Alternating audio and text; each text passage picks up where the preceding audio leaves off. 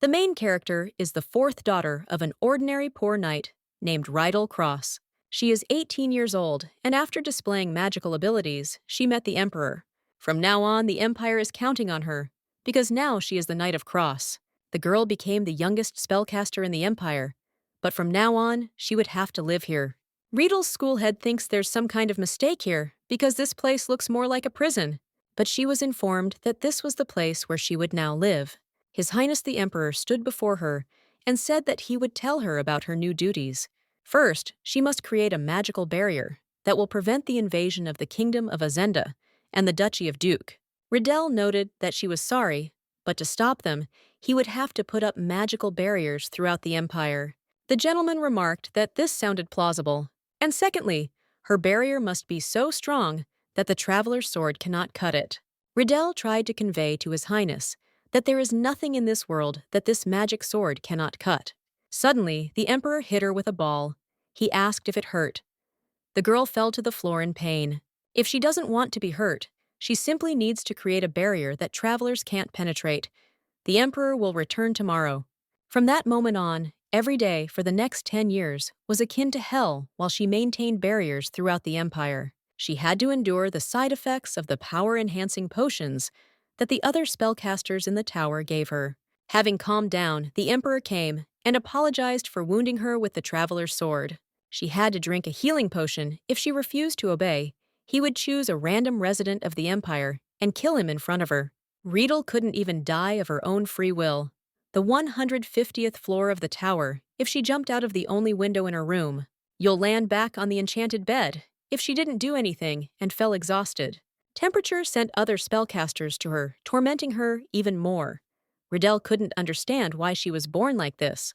If she could go back to being 18, if she could only do so, she would never use magic again. She would have simply lived a peaceful life and died peacefully. Suddenly, someone started waking her up because she was late. A girl with the same hair asked her if she was seriously going to sleep through the entire morning of her party. Rydell on the 11th that he would see Sister Judy in front of him. Her sister congratulated her and gave her a birthday present, a gift she received for her 18th birthday. Judy told her not to worry and to come down, because everyone was waiting for her. The girl immediately jumped up and went to the mirror. She couldn't bear to admit that she was 18 again. She felt a great deal of pain, and she realized it was real. She fell to the floor and clutched her head. It turns out that no one knows that she can use magic. After 10 years of torture, her strength remained the same. Rydell realized it was time for her to give up. She introduced herself and said her name was Rydell Cross and asked them to take care of her. The main character decided not to use magic and live a normal life as a gray mouse. Being a maid for a noble family suits her everyday life. Since this was a fairly common job, Count Stingers took it on selling illegal drugs in red light districts, gambling houses, and loan sharking. He's the infamous Noble Devil. It's safe here because people are dating, and it's easy to leave. Rydell does nothing to attract attention. And by the way, the maids live much better than she expected, which makes her slightly surprised and even a little envious. Compared to the harsh times she returned from this place, seems like a true paradise on earth. But suddenly, she noticed that the woman standing next to her began to loudly command and tell everyone to go urgently and hurry, creating a commotion around. Rydell turned to Eris with concern, asking what was going on, as Madame Maymore looked extremely agitated, as if something serious had happened. Eris realized that Rydell didn't know. She informed him that Milady was returning today. The Count's only heir, Lady Milena Stingers. Rydell noted that Eris had said she had gone on a journey before her arrival and returned 2 months later. The maid was overjoyed because she would finally see Graham Rydell wasn't quite sure who it was. This is the owner of this house. He left with my lady. He's young, talented, and most importantly, very handsome. Rydell understood and noted that she might have been excited before too. The identity of the most attractive man she has ever met. Rydell asked if the manager should keep an eye on the lady. She assumed Madame Maymore was supposed to accompany the lady. Eris remarked that, frankly, she didn't know. But suddenly their conversation ended when the maid saw something in the window. She was very happy because Graham had arrived. She was so beautiful that Rydell quickly glanced out the window. If you look at these two, they're said to be very close. They're a great couple, even if she doesn't have a chance with him. But she hopes that these two will be together. They looked like they came out of a painting. When Riddell saw his face, you couldn't believe it, because you had no idea what the Emperor was doing here. She immediately crouched down and hid behind the door. The lady asked the Emperor if everything was all right, as he was looking strangely toward the window. The man said it was nothing special. He just felt someone's gaze. People just wanted to go out since she hadn't been home for a long time, so the man picked her up and walked toward the door. Eris didn't understand at all what was happening to her friend. She thought that she was ill. The face, the voice. She couldn't be mistaken, but she couldn't understand at all what the Emperor was doing here. She needs to quit right now before they come face to face. Riedel went into Mrs. Room, and that same man was sitting in the room with her. The girl was in complete shock and didn't know what to do. She said it looked like she had a guest, so she'd come back next time. But the man asked her to stop. Riedel tried to remain calm and composed, as this man still didn't know who she was. Graham noted that he hadn't seen her before. Madame informed him that the girl had been hired while the lady was on a trip. Her name is Riddell Cross. Miss introduced the butler Graham to the maid.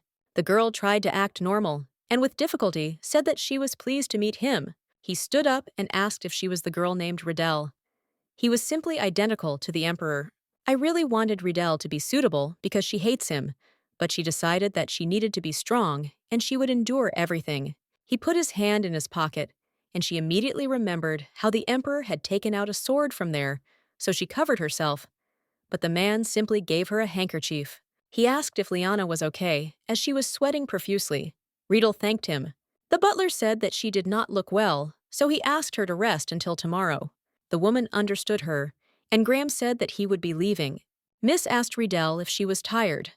Riedel, horrified, asked, since when the butler's eyes had turned purple. The woman completely understood to me what it meant that you said that from birth, she believes.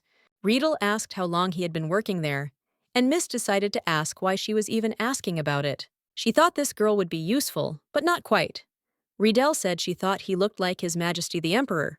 The woman was surprised, and asked Miss Riedel when she had last seen the Emperor.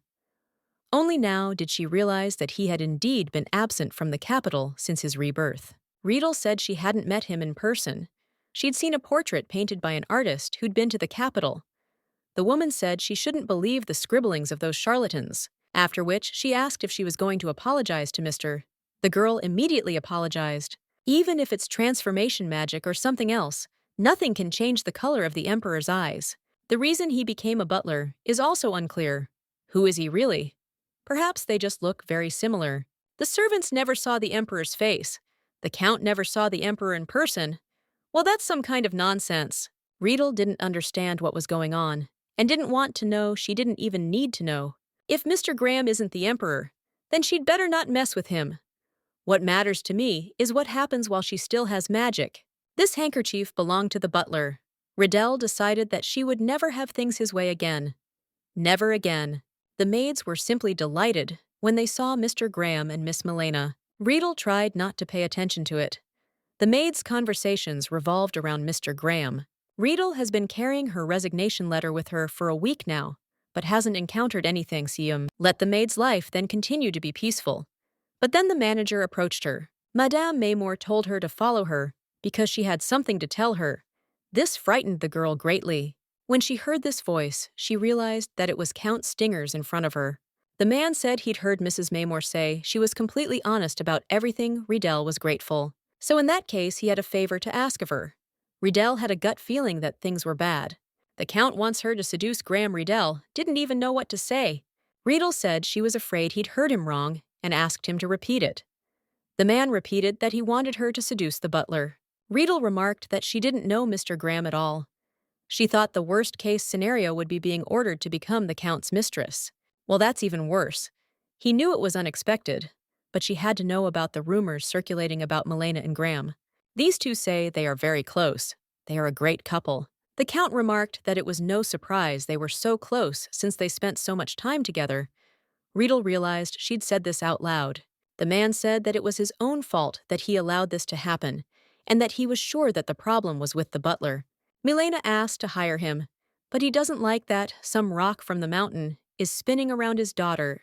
Before he arrived, Milena was a quiet and docile child, but now they spend all their time together, and he barely sees his own daughter. His daughter wasn't like that. That's why he wants the maid to keep the butler away from Milena. Riedel wasn't entirely sure why he'd chosen her. The other servants thought she was beautiful, but she couldn't compare to Milena. Even from a distance, she seems so beautiful and mysterious, like an angel. She is simply magnificent.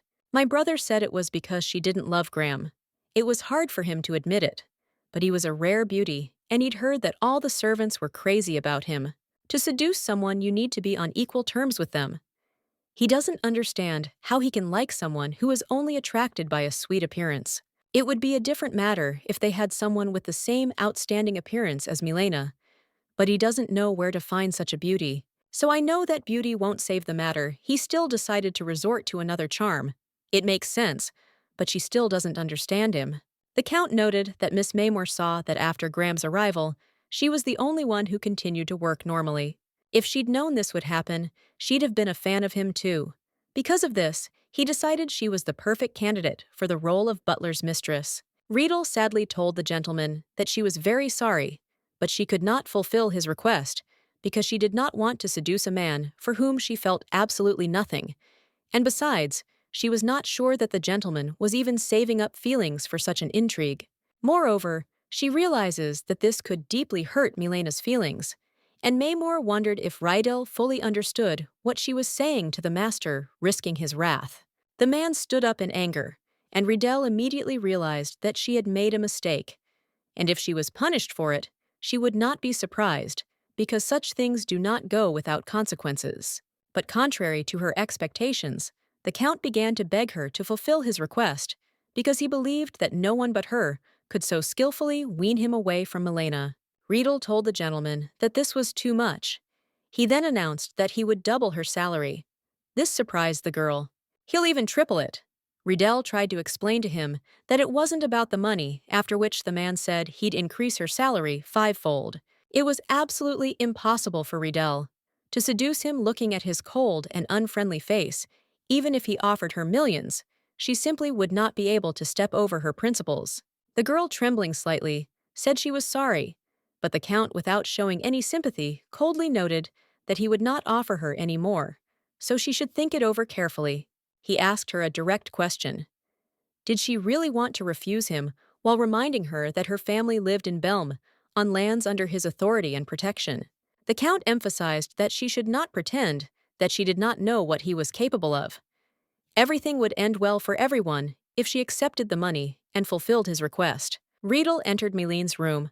The Countess asked if she was the new maid. A maid is a servant who serves only noblewomen. Riedel, bowing her head, confirmed this and introduced herself, but she couldn't help but notice that Milena seemed even more angelic up close than from a distance. The butler, observing this, reflected on the fact that ladies usually choose their own maids, but in this case, apparently, an exception was made. Now, Mr. Graham resembles the Emperor even more. The master himself sent her to her. This surprised Milena. If so, she asks Riedel to take care of her. Her name sounds especially sweet coming from the lips of a true beauty. Riedel bowed and said it was an honor Graham was setting up her schedule, so if she had any questions she could ask him. Mrs. Maymore hoped she would do a good job. The girl understood that now she had to seduce him. The butler said he'd be out for a moment. He asked Riedel to follow him, and he'd tell her what to do. Riedel tried to convince herself that this was not the Emperor, that this was just a person who looked like him. His eyes are violet. They're just similar. The butler handles almost all of the ladies' affairs, so all she has to do is take care of the wardrobe. Riedel thought about how he wasn't the Emperor and how she wouldn't be locked up in the tower again. Graham told her to take care of him after the lady left. She could take the laundry out into the hallway that evening. Suddenly, the man turned and asked her if she was even listening to him. Her heart was beating so hard. The man said that if you think about it, they are like two peas in a pod, so she needs to run. Riedel didn't understand at all what it was, and thought that he was trying to rip her head off. The man said she didn't have a fever, and asked if she was feeling better. The woman recalled feeling unwell recently. The butler remarked that diligence was a good thing, but it was best not to overdo it. Riedel didn't quite understand what he was talking about, but she agreed. And then she realized he cared about her. The butler showed her the dressing room. He looked just like an emperor, but he cared about her. He asked her to prepare clothes and jewelry and then take them to the room. This door is the direct route to the ladies' bedrooms. Everything must be ready by tomorrow. Riedel understood him, but became very embarrassed. She bit her tongue and realized that she needed to act naturally, and no one should notice her strangeness. It would be awkward if he wasn't connected to the Emperor. She remembered the Emperor swearing at her and calling her a useless girl. Suddenly, the maid fell to her knees and began to apologize. But it was only her imagination, and the butler had already left. Riedel sat down on the floor and realized that she wouldn't be able to cope if that face was looking at her. His face makes her feel like she's back in that tower again. I care how long she convinces herself it's someone else. She sees his face, and it locks her up. It hurts like her arm was cut off again. Riedel desperately wants to go home. If she runs away, something irreversible could happen to her family. It's small, but each of them has their own life. The Count told her to seduce Graham, but he didn't say anything about what would happen if it didn't work. Riedel decided to pretend to seduce the butler and receive 5 times his salary. Ultimately, she would preserve the love of Lady Milena and the butler. Everyone would benefit except the Count. So she decided that everything was fine, and it would definitely work. She needed to pull herself together. Milena didn't quite understand what was going on, since her butler had been silent for so long. Graham touched his face and guessed that there was something unpleasant about it. Milena didn't quite understand what he meant. He remarked that, of course, other people's tastes should be respected. Milena asked him to stop and ask him what he was saying. The man said that someone wanted to go home because of his face. Milena decided to ask him who that person was. Suddenly, the lady realized and could not believe that it could be that maid. Graham said it was Ridge Cross. The lady remarked that it was indeed her name. She asked him if she had told him that she hated his face, and remarked that it was strange, and then added that she already liked this girl. She suggested he wait and see, since they still didn't know who she was. The butler remained silent. The first time he thought she was feeling unwell, but the second time those eyes, there was no hostility or contempt in them, only fear. The butler decided he had to make sure the man picked up a bucket of paint and dumped it on the floor. Milena decided to ask Graham what he was doing.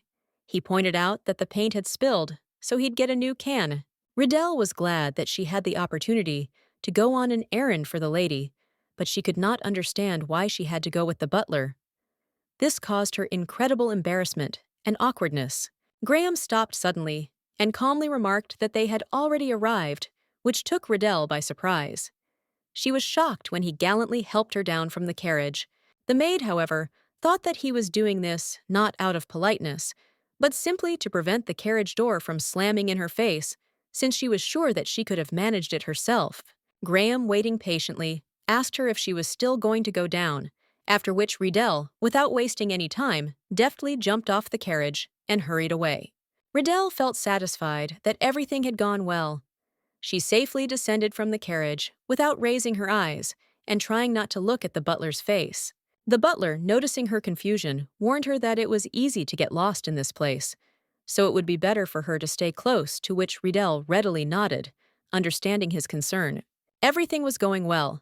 She didn't even bite her tongue from excitement, and everything was going according to plan, as long as she avoided looking at his face, which gave her a sense of control over the situation. The man who appeared before them greeted Mr. Graham with joy, and inquired what had brought him to them at such an early hour, clearly surprised by such an unexpected visit. The man said that he could come by and see for himself, after which he asked who the lady was next to him. Graham said it was my lady's maid. Riedel introduced herself. The man will understand that this lady is very beautiful. Meanwhile, the butler said he would look on the second floor. Suddenly, she noticed a picture of a woman hugging some young guy and telling him that she would not do anything bad to him. The woman, smiling, said that she was not his wife, so he could just call her Rose. But Riedel, completely unaware of what was happening, began to feel growing uneasy. With each passing second, the girl became increasingly aware that the situation around her was becoming more tense and dangerous, as if she was trapped. In a fit of panic, Riedel shouted sharply, asking where the paint was, that she had asked to be brought for the lady, hoping to distract attention and buy a little time. The woman immediately ran out of the room, which caused Riedel to feel relief and even pride, because her maneuver worked as a rescue operation. Meanwhile, a young man who was nearby approached her and began to sincerely thank her, which made Riedel notice how innocent and defenseless he seemed, like a lamb. The girl sheepishly replied that she shouldn't thank him, as she hadn't done anything special, and then asked him with concern if everything was okay. The guy admitted with relief that thanks to her intervention, nothing serious had happened. In response to her kindness, he asked with a smile if she would allow him to know the name of her savior, hoping to continue their communication. Riedel, a little embarrassed, immediately introduced herself and learned that the guy's name was Royden Bernstein. He admitted with a little shame that he was just a simple artist. The girl noted to herself that when he smiled, he looked like a puppy, and this seemed incredibly cute to her, evoking warm feelings in her. Riedel, having learned that he was an artist, added with a smile that she was just a servant in the house of Count Stingers, to which the guy raised his eyebrows in surprise, clearly not expecting to hear this. The maid realized it was all due to this count's bad reputation, so he said it wasn't as bad as he thought, the work wasn't too hard. She wanted to add that it wasn't complicated, as long as you weren't trying to seduce the butler. The artist asked her to wait a minute. Why did he untie his tie and make a flower out of it, and said that this was payment for her help? Riedel told him that she had not done anything special, but was very grateful to him, and hung the rose on her as a brooch. The guy noticed that it suited her just looking at him. It's not entirely clear what that smile meant. He seems a bit too cheerful. The same man returned from the palace with whom, and was surprised that Royden had not left yet. The guy said that he was already leaving and said goodbye to Riedel. The girl noted that he was definitely a puppy, because it was too cute. Riedel didn't understand why she felt like a hole was about to be drilled into her back. It was the butler's look. Graham asked who it was. The girl was terrified. Riedel knew she had to respond. If she didn't apologize or do something else, he would swing his sword at her. The man noted that he did not think that he knew him, because this was his friend Royden, and he had recently arrived from the capital. He heard that his works were popular in the capital. He'd seen them a couple of times, and his work was very fine. Riedel was very happy, and she survived. She didn't do anything, but for some reason, she tried to explain everything. Their eyes were different, of course, but their faces were the same, so she was unconsciously afraid of him. She couldn't meet his gaze. Suddenly, the man invited them to look at his exquisite work. When the main character saw this portrait, she realized that this was the same woman who had been harassing the guy. The man remarked that all his paintings were the same, and it seemed the lady had paid a lot of money to support the artist. He said they could come back sometime. Riedel and Graham were already returning, and he again offered her his hand to help her down. She'd seen this somewhere before, and the butler wouldn't escort her like a lady. She decided to look only at his hand. She also wondered what his gesture meant. Graham didn't intend to stand there for long, so he told her to get out. But Riedel, instead of leaning on his arm, simply placed the basket in his hand, which surprised him greatly. He must have asked her to pass him the basket, and she simply misunderstood him. Graham turned to her again, and the girl bit her tongue again. The butler decided to ask why she was there, but then turned and started to leave. Riedel didn't understand at all why he'd called her, but she decided it didn't matter, and she would be glad if he just left on his own. Basic etiquette makes her nervous, and he thinks she just hates men, but she spoke so kindly to that guy, even though she was seeing him for the first time. Then she had such a bright smile, but with him she is always scared, and he does not understand at all why this is so. Riedel didn't understand why it was so cold here, and assumed she had fallen asleep with the window open.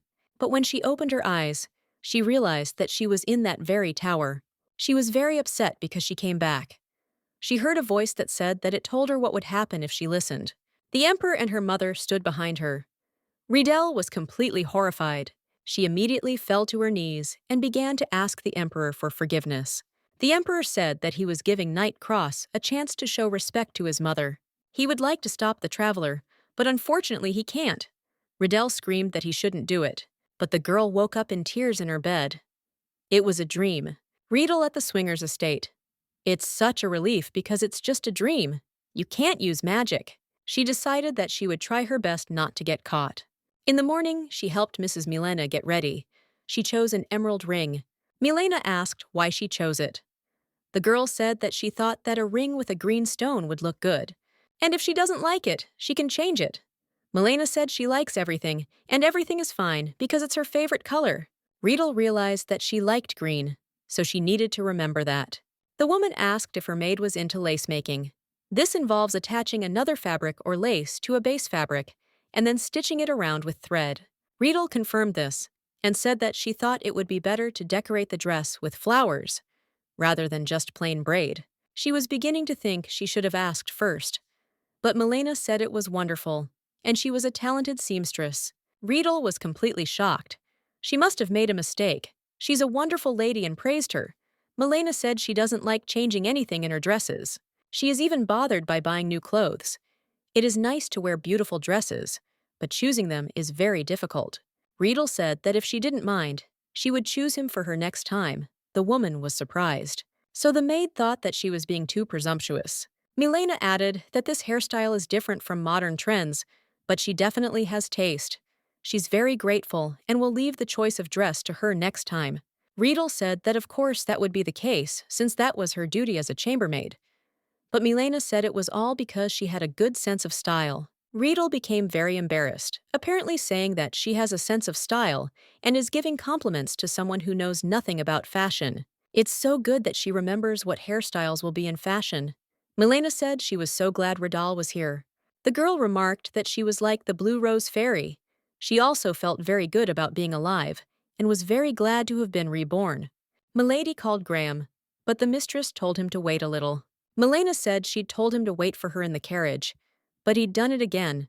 The maid said she just needed to put on her shoes, and then they were done. Now that Riedel is with them, Graham can do his main job. He is a butler and cannot be with her all the time. Riedel was surprised that the lovers needed to be close. Milena announced that they were finished, so the butler could come in. Milena said with cold politeness that he really didn't have to do that, which surprised Riedel, but an unpleasant and tense atmosphere immediately hung in the air. At first, they seemed like the perfect sweet couple, but as Riedel observed them up close, she realized that everything was not at all as it seemed at first glance.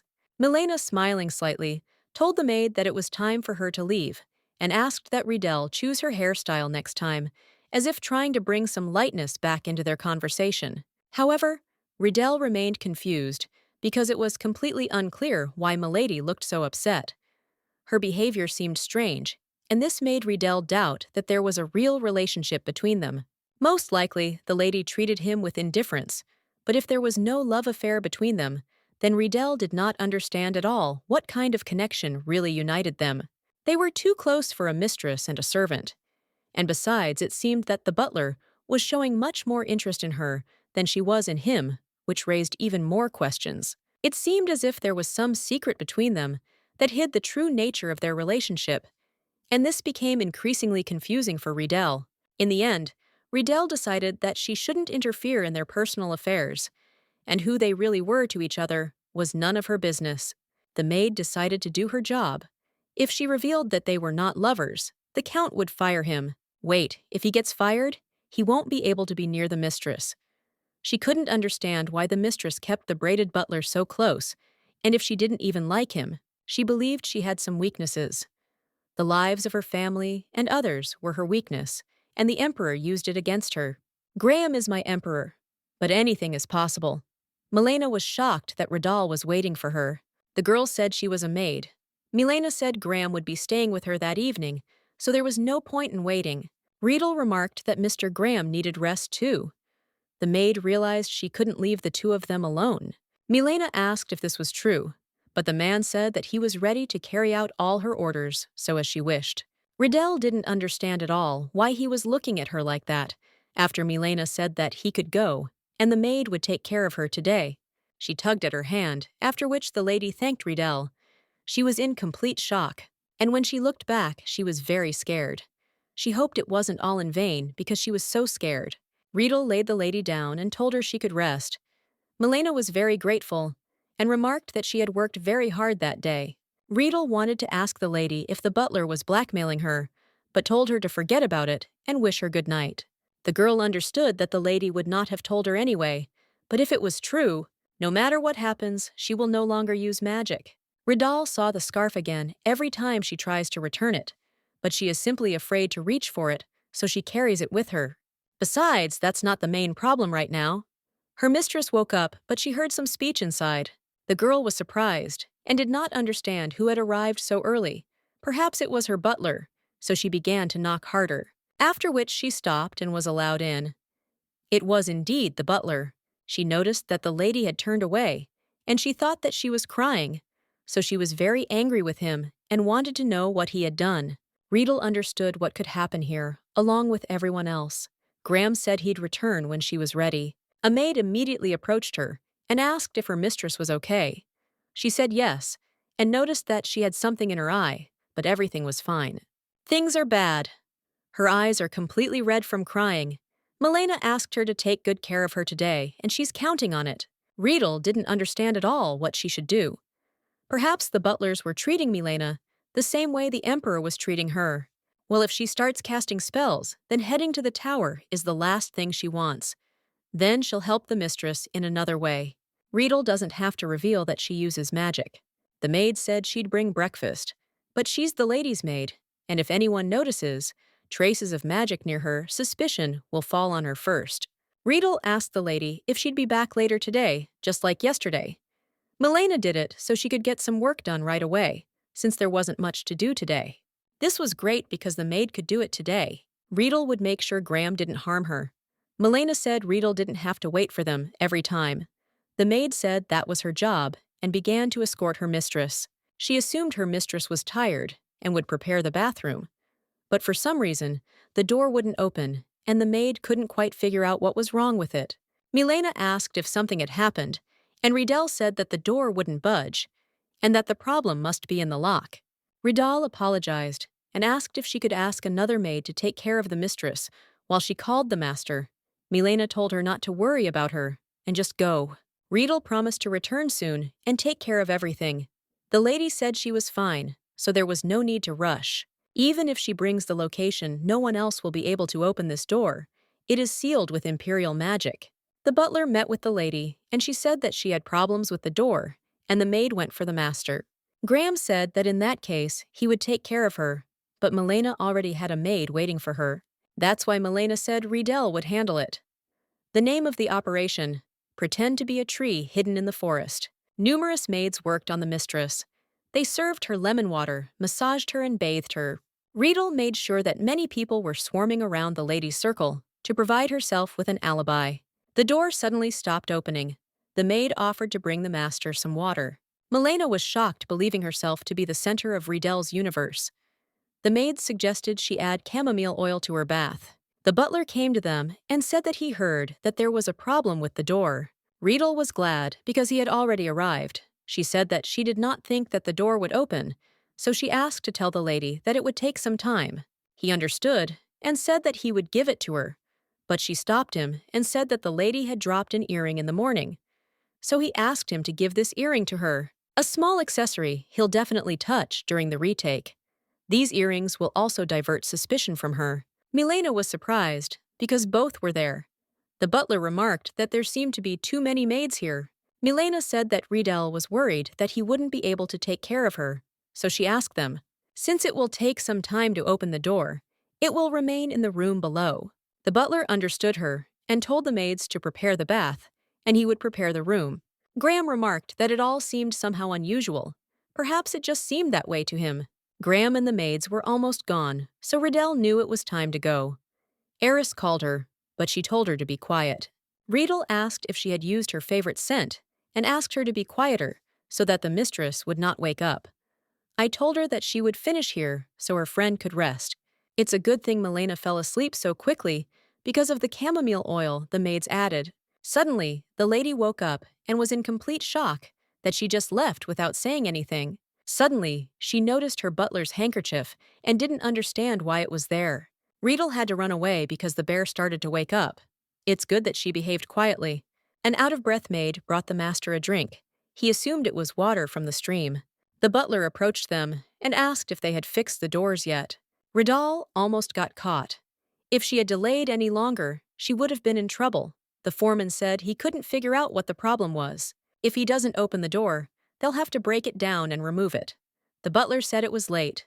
The mistress had gone to bed downstairs so he could finish tomorrow. Riedel felt her body and ensured that Ali would get to the room without any compensation, which meant the operation was successful. But suddenly someone stopped her. When she came back, you saw Graham there? The man apologized and said that he did not mean to scare her, and offered her his hand, asking if she was okay. The girl began to remember all those moments when he offered her his hand, and then he immediately removed his hand and apologized. He said that he and the lady had some business to attend to tomorrow morning, so she needn't rush.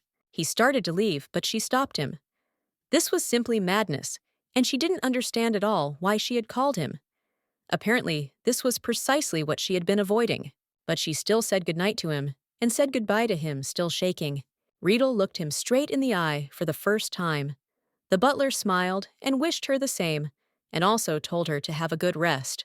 She didn't feel terrible then. She hadn't realized at all what she had been doing until now. Graham never hurt her, on the contrary.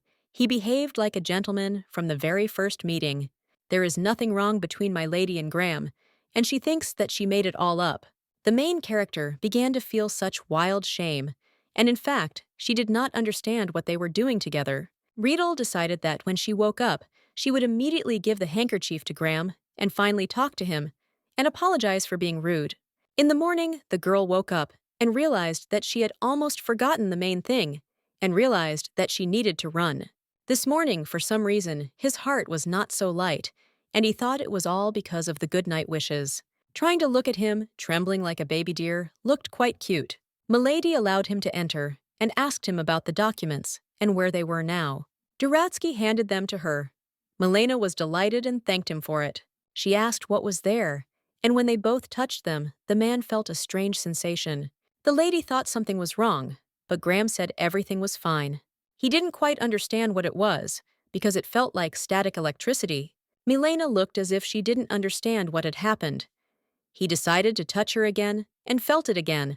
Milena was already worried and asked if he was okay. It's magic. He asked my lady decisively what she had done yesterday after returning. Milena said that she only slept there because the door to her room did not open. It was as usual until he brought this earring, so he began to believe that it was one of the maids. He realized that it was definitely not Riedel, because she was with the master the whole time. The butler announced that he would be leaving for a short time. His mistress was in shock and did not understand what was happening. Riedel was so glad she'd called her that morning, but suddenly she met Eris. The maid whispered that she was very sorry and that she would see for herself. The mistress greeted her maid. She recalled how the butler had said they had business yesterday and was surprised that they had already finished. Milena apologized for being so early, but she needed to ask her about something. Riedel asked if this was about work. Dvoretsky said it was about her abilities. Riedel said she didn't understand what they were talking about. Milena said they'd found something strange. Maybe they should ask the sorcerer's tower. This is bad. Maybe they are just threatening. She used a spell that only works on Graham. The mistress, as well as the butler, cannot trace the culprit. She is good with defensive magic, but other types of spells are not so easy for her. If tracking magic is used in the tower, she will be caught. And then the emperor will ask her if she thought she could escape. Riedel first asked why they suspected her yesterday, since the ladies returned to the estate. The lady asked if she could come and take a quick look at it. Riedel didn't understand what was wrong. Milena asked if she wanted to say what hadn't happened to her last night. Milena asked what that handkerchief was doing on the bathroom floor, but her butler said that she had not returned it to him. She had spoken to the repairman earlier, but had just finished talking to Eris. They told her she'd gone to the bathroom for a minute while they were repairing the door. It's strange that the door, which was fine, suddenly didn't open, and the lady is not sure what could be wrong, so that the master could not open the door unless a spell was cast on it.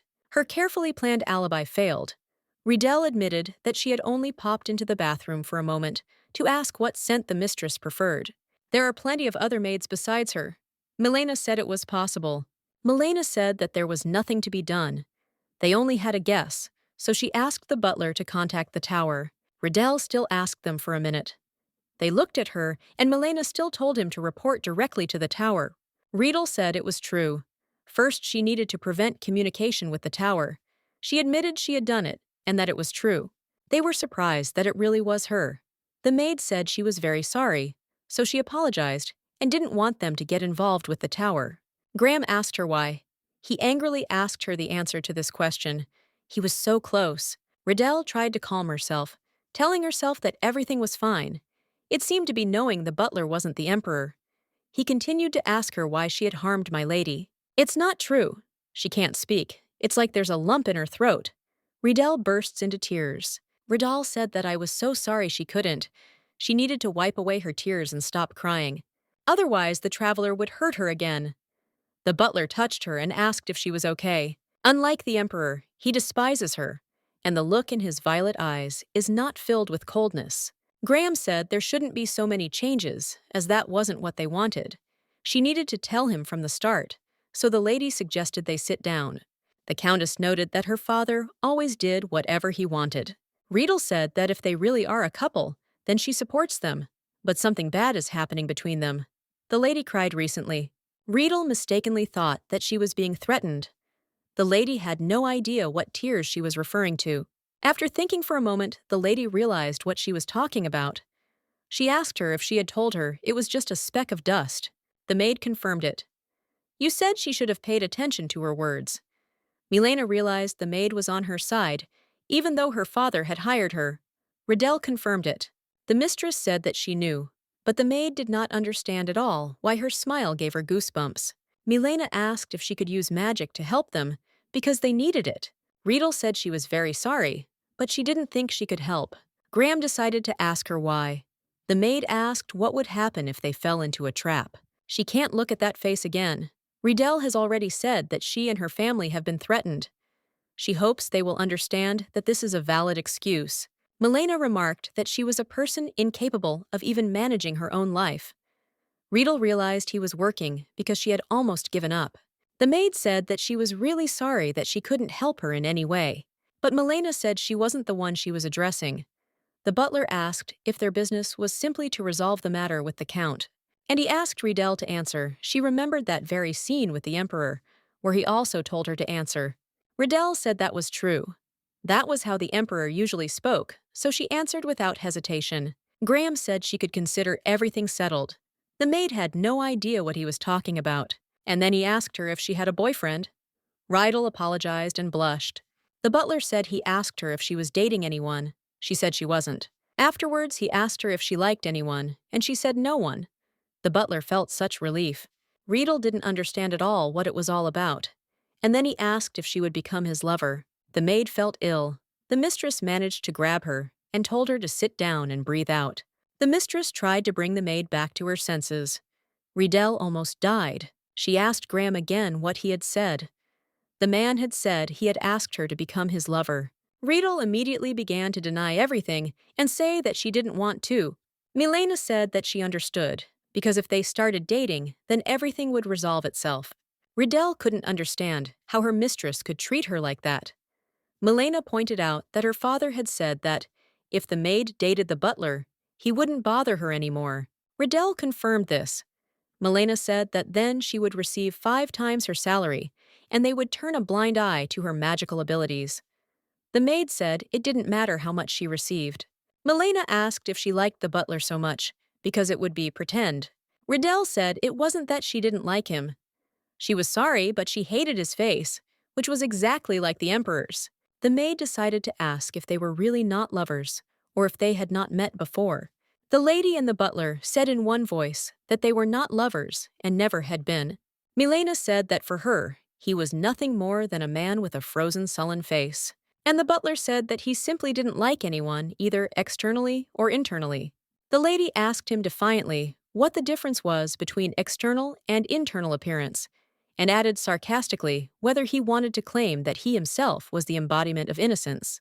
Graham, remaining calm, replied that this was not so, because all she saw in front of her was a man with a cold and sullen expression on his face, hiding his true emotions.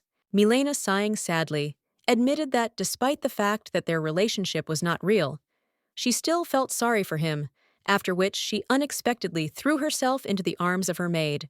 She was so fed up with the butler, constantly interfering and interrupting them when they were alone, depriving her of the opportunity to express her feelings. Riedel was confused and didn't want to believe that she was the reason her mistress had been avoiding the butler for several days. However, Graham, trying to calm her down, advised her to think logically and admit that this was indeed the best way out of the situation. The maid noted with a slight smile that her ladyship was so sweet, but sighed and asked her for forgiveness, feeling that her actions could have affected her mistress's mood. The butler tried to stop her apology, but realizing it was no big deal, he turned away to hide his embarrassment, and Riedel noticed his face turn noticeably redder. Riedel didn't understand what was going on. Was she really laughing so terribly? The butler said that he and Milena had nothing in common anyway, so she shouldn't worry about it. The relationship was just a rumor. The maid decided to ask why they hadn't refuted them. Graham asked if she would help if he told her. Riedel said no, because that was out of the question, because she wouldn't be able to do it. Milena said that in that case she wouldn't be able to help, and she felt sorry for the maid. Everything was fine. They respected the maid's wishes. Of course that's true, provided Riedel is their man, the maid asked again, wanting her mistress to speak up and not make her nervous. She already said I felt sorry for her. If Riedel is her father's man, then she doesn't think she should keep her secret. Riedel thought it would have been better if she had threatened her openly. Still, the mistress asked her what she chose, either them or live in the tower. It seems the maid has no choice, except that they haven't yet said why they haven't denied these rumors. Riedel didn't understand at all what it was and why she kept coming back. She didn't understand at all what to do. The plan is simple. If she misses class, Madame Maymore will have to go to the garden to find her. Milena will signal them when she is at the back door, after which Graham will kiss Riedel. After which the lady asked what they thought it was as easy as pie, because it would be enough to dispel the ridiculous rumors. The maid was in complete shock that she called it as easy as pie, because kissing that face was just awful for her. Milena said that she would do because she fell asleep in this chair, enjoying the view in the backyard, and the two of them will wait there in the shade of the sycamore. The sycamore is a genus of trees, the only representative of the monotypic family, Platonicaceae, tall, deciduous trees with a dense, broad crown. Riedel decided to ask Graham if he thought he'd made the right choice. The man remained silent. They simply looked into each other's eyes for a long time. She had once thought that face beautiful. The emperor said that he had heard of her outstanding talent, but he had no idea that she was so beautiful. For about a year, the emperor hid his true appearance and treated her with warmth. They walked together, barely drank. He supported her in difficult times. Riedel recalls this, and it seems that she herself invented the love affair. The main character didn't know that it was just a candy wrapper. She was simply taken in by the pretty face and sweet words. Suddenly, she noticed Madame Maymore. She was very scared and did not understand why she came into the garden through the main entrance and not through the back gate. She also became curious about how long she had been standing there and what she could see. She decided that in that case, she would start herself. Riedel said that she needed to tell him something the butler shared, that it was so unexpected. Riedel cried out that she had fallen in love with him at first sight. She desperately wanted him to reciprocate her feelings. The man said he was amazed, Riedel, and everyone else. I understood what he was talking about. If that's the case, then she'll do it herself. The maid pinned him against the tree. She tried to order herself that she could do it, because this was not the emperor, but just a butler. But it doesn't work that way. Graham told her to look him in the eyes and tell him what happened. A voice like his, but such warmth never emanated from the emperor. Riedel told Madame Maymore to look this way, and he asked where the maid said she was at the entrance to the garden. The butler understood her and said that he would handle the rest. Riedel. I don't quite understand what this means. He grabbed her by the waist and said that he couldn't deceive himself because he liked her too. The maid didn't want this because Madame wouldn't hear, so she doesn't understand at all why she should whisper in her ear. Madame Maymore came out and said she now saw where he was, and she was very surprised when she saw a maid with him. Afterwards, she asked what had happened between them, and the maid immediately said that nothing had happened, and the butler followed her. Madame informed the lady that art classes had begun, and she had finally woken up. Milena said that it was so cozy here, and then he said that she would already be leaving, and she wished them a good time. They stood awkwardly looking in different directions. The fool remarked that this was a good job. He would clean up the garden, and she should go with the lady, because he didn't want her to be alone, so she better not linger. Riedel remarked that while it was awkward, it turned out well. She thought she would die of shame. Madame Maymore pressed a special button and entered the secret door in the library. The count sat there and asked the girl if everything had worked out, and she confirmed it. The gentleman asked if she was sure of this.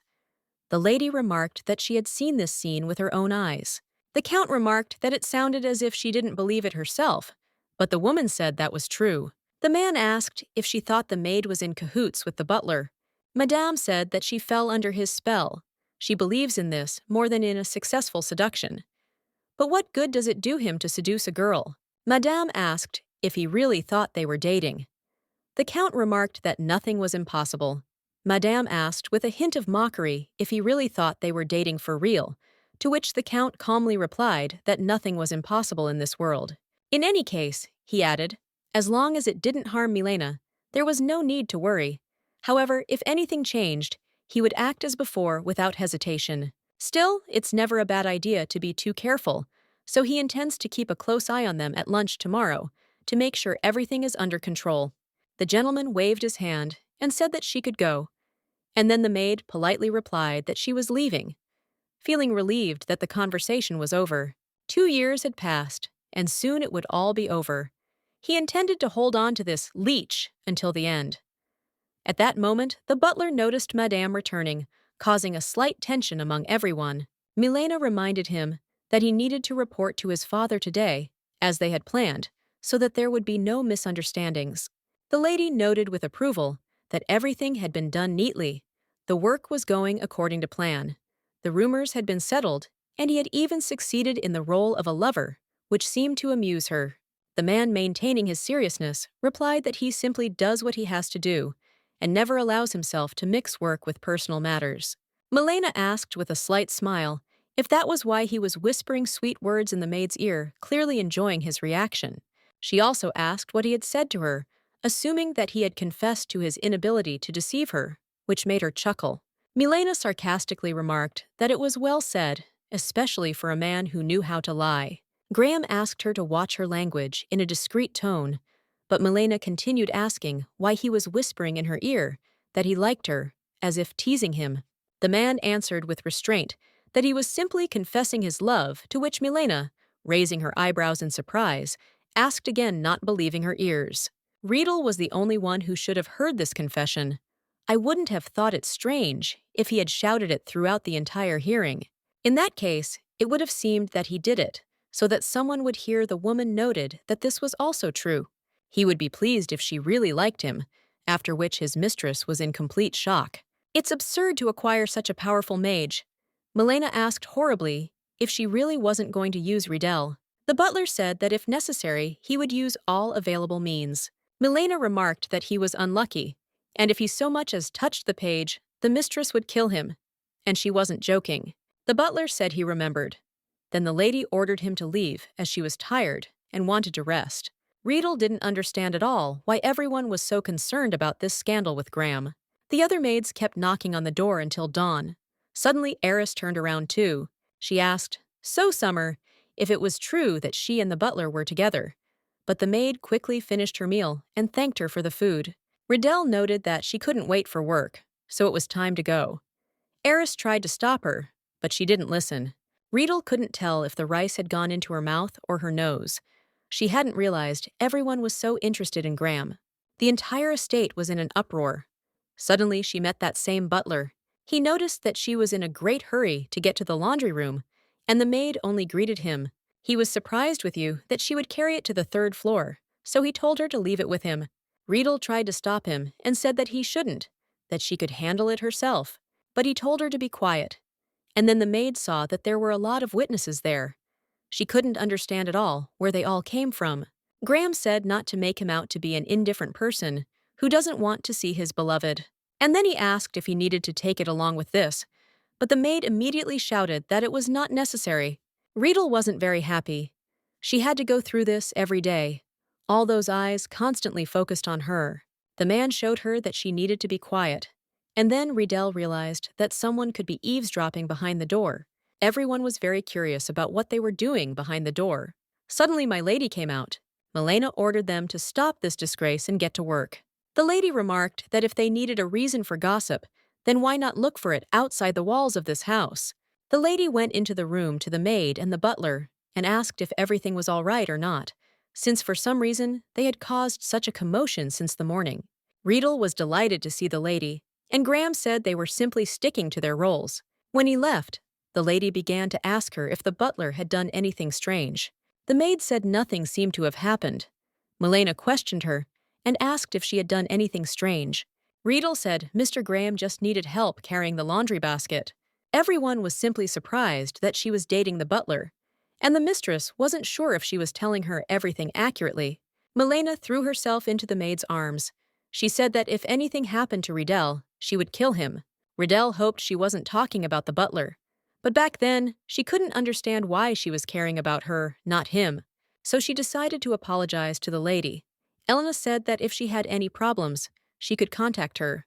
When she treats the main character with such kindness, she reminds her of her mother. Mother told Riedel not to be afraid of the formidable grandeur of the imperial palace.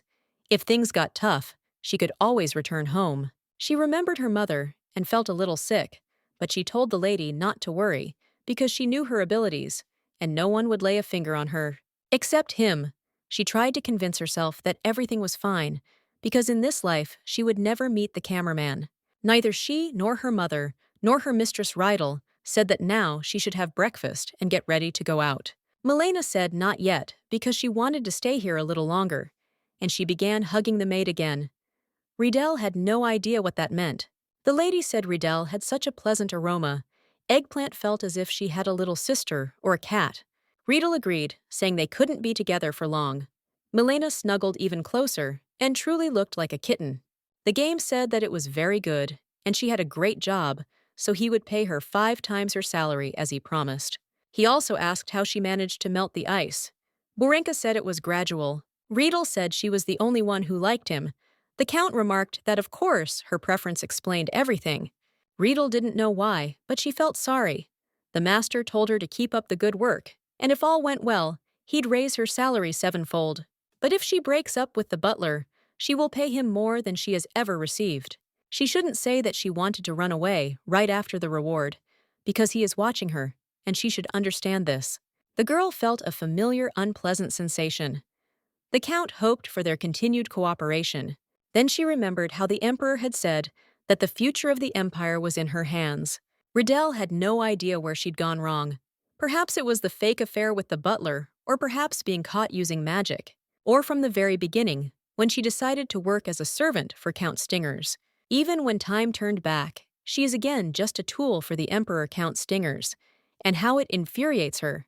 Apparently, she does not understand at all why she lives. Why bother with Riedel Genya if she's just an object? She's not a tool to be used and thrown away. The girl was so angry at those filthy humans, she decided to do it. They messed with the wrong person. She's Riedel Cross, the youngest court sorceress protector of the Empire Keeper of Darkness. She doesn't know how dangerous Count Stingers is, but he dares to threaten her without a traveler. If he raised his hand to her even once more, she'd been worried all day about forgetting to eat. She wondered if there was anything left in the kitchen. Someone knocked on her door, and she assumed it was the maid again, so she considered pretending to be asleep. Well, suddenly, there was something urgent, so she asked to wait a second, then opened the door and saw Graham there. She was very surprised, and immediately closed the door. She did not understand at all what the butler was doing in front of her door at such a time. Graham means that he knows she's surprised, but he wants her to listen to him. Riedel immediately opened the door and apologized.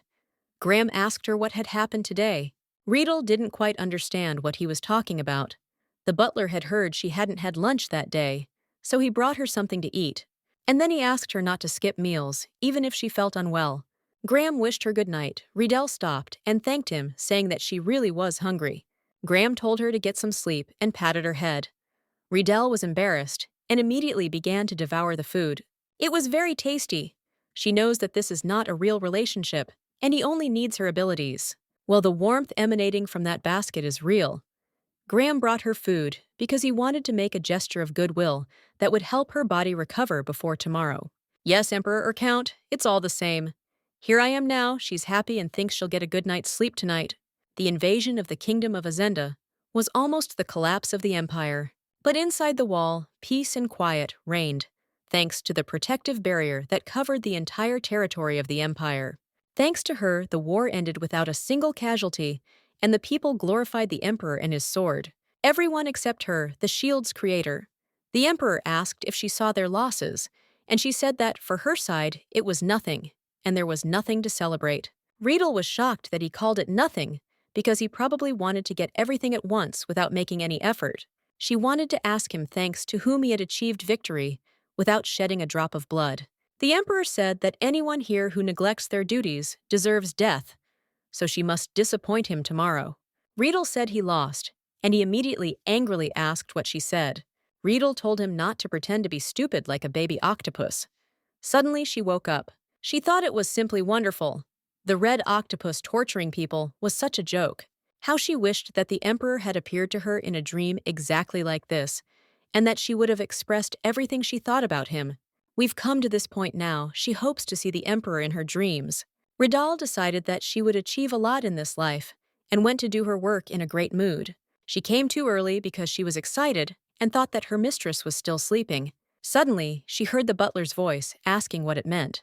To cut a long story short, the emperor suddenly made an official statement and headed towards Rotang, where one of his holiday palaces is located.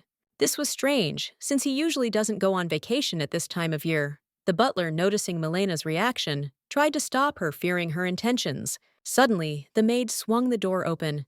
The mistress was genuinely surprised, as she hadn't expected to see her so early and so unexpectedly.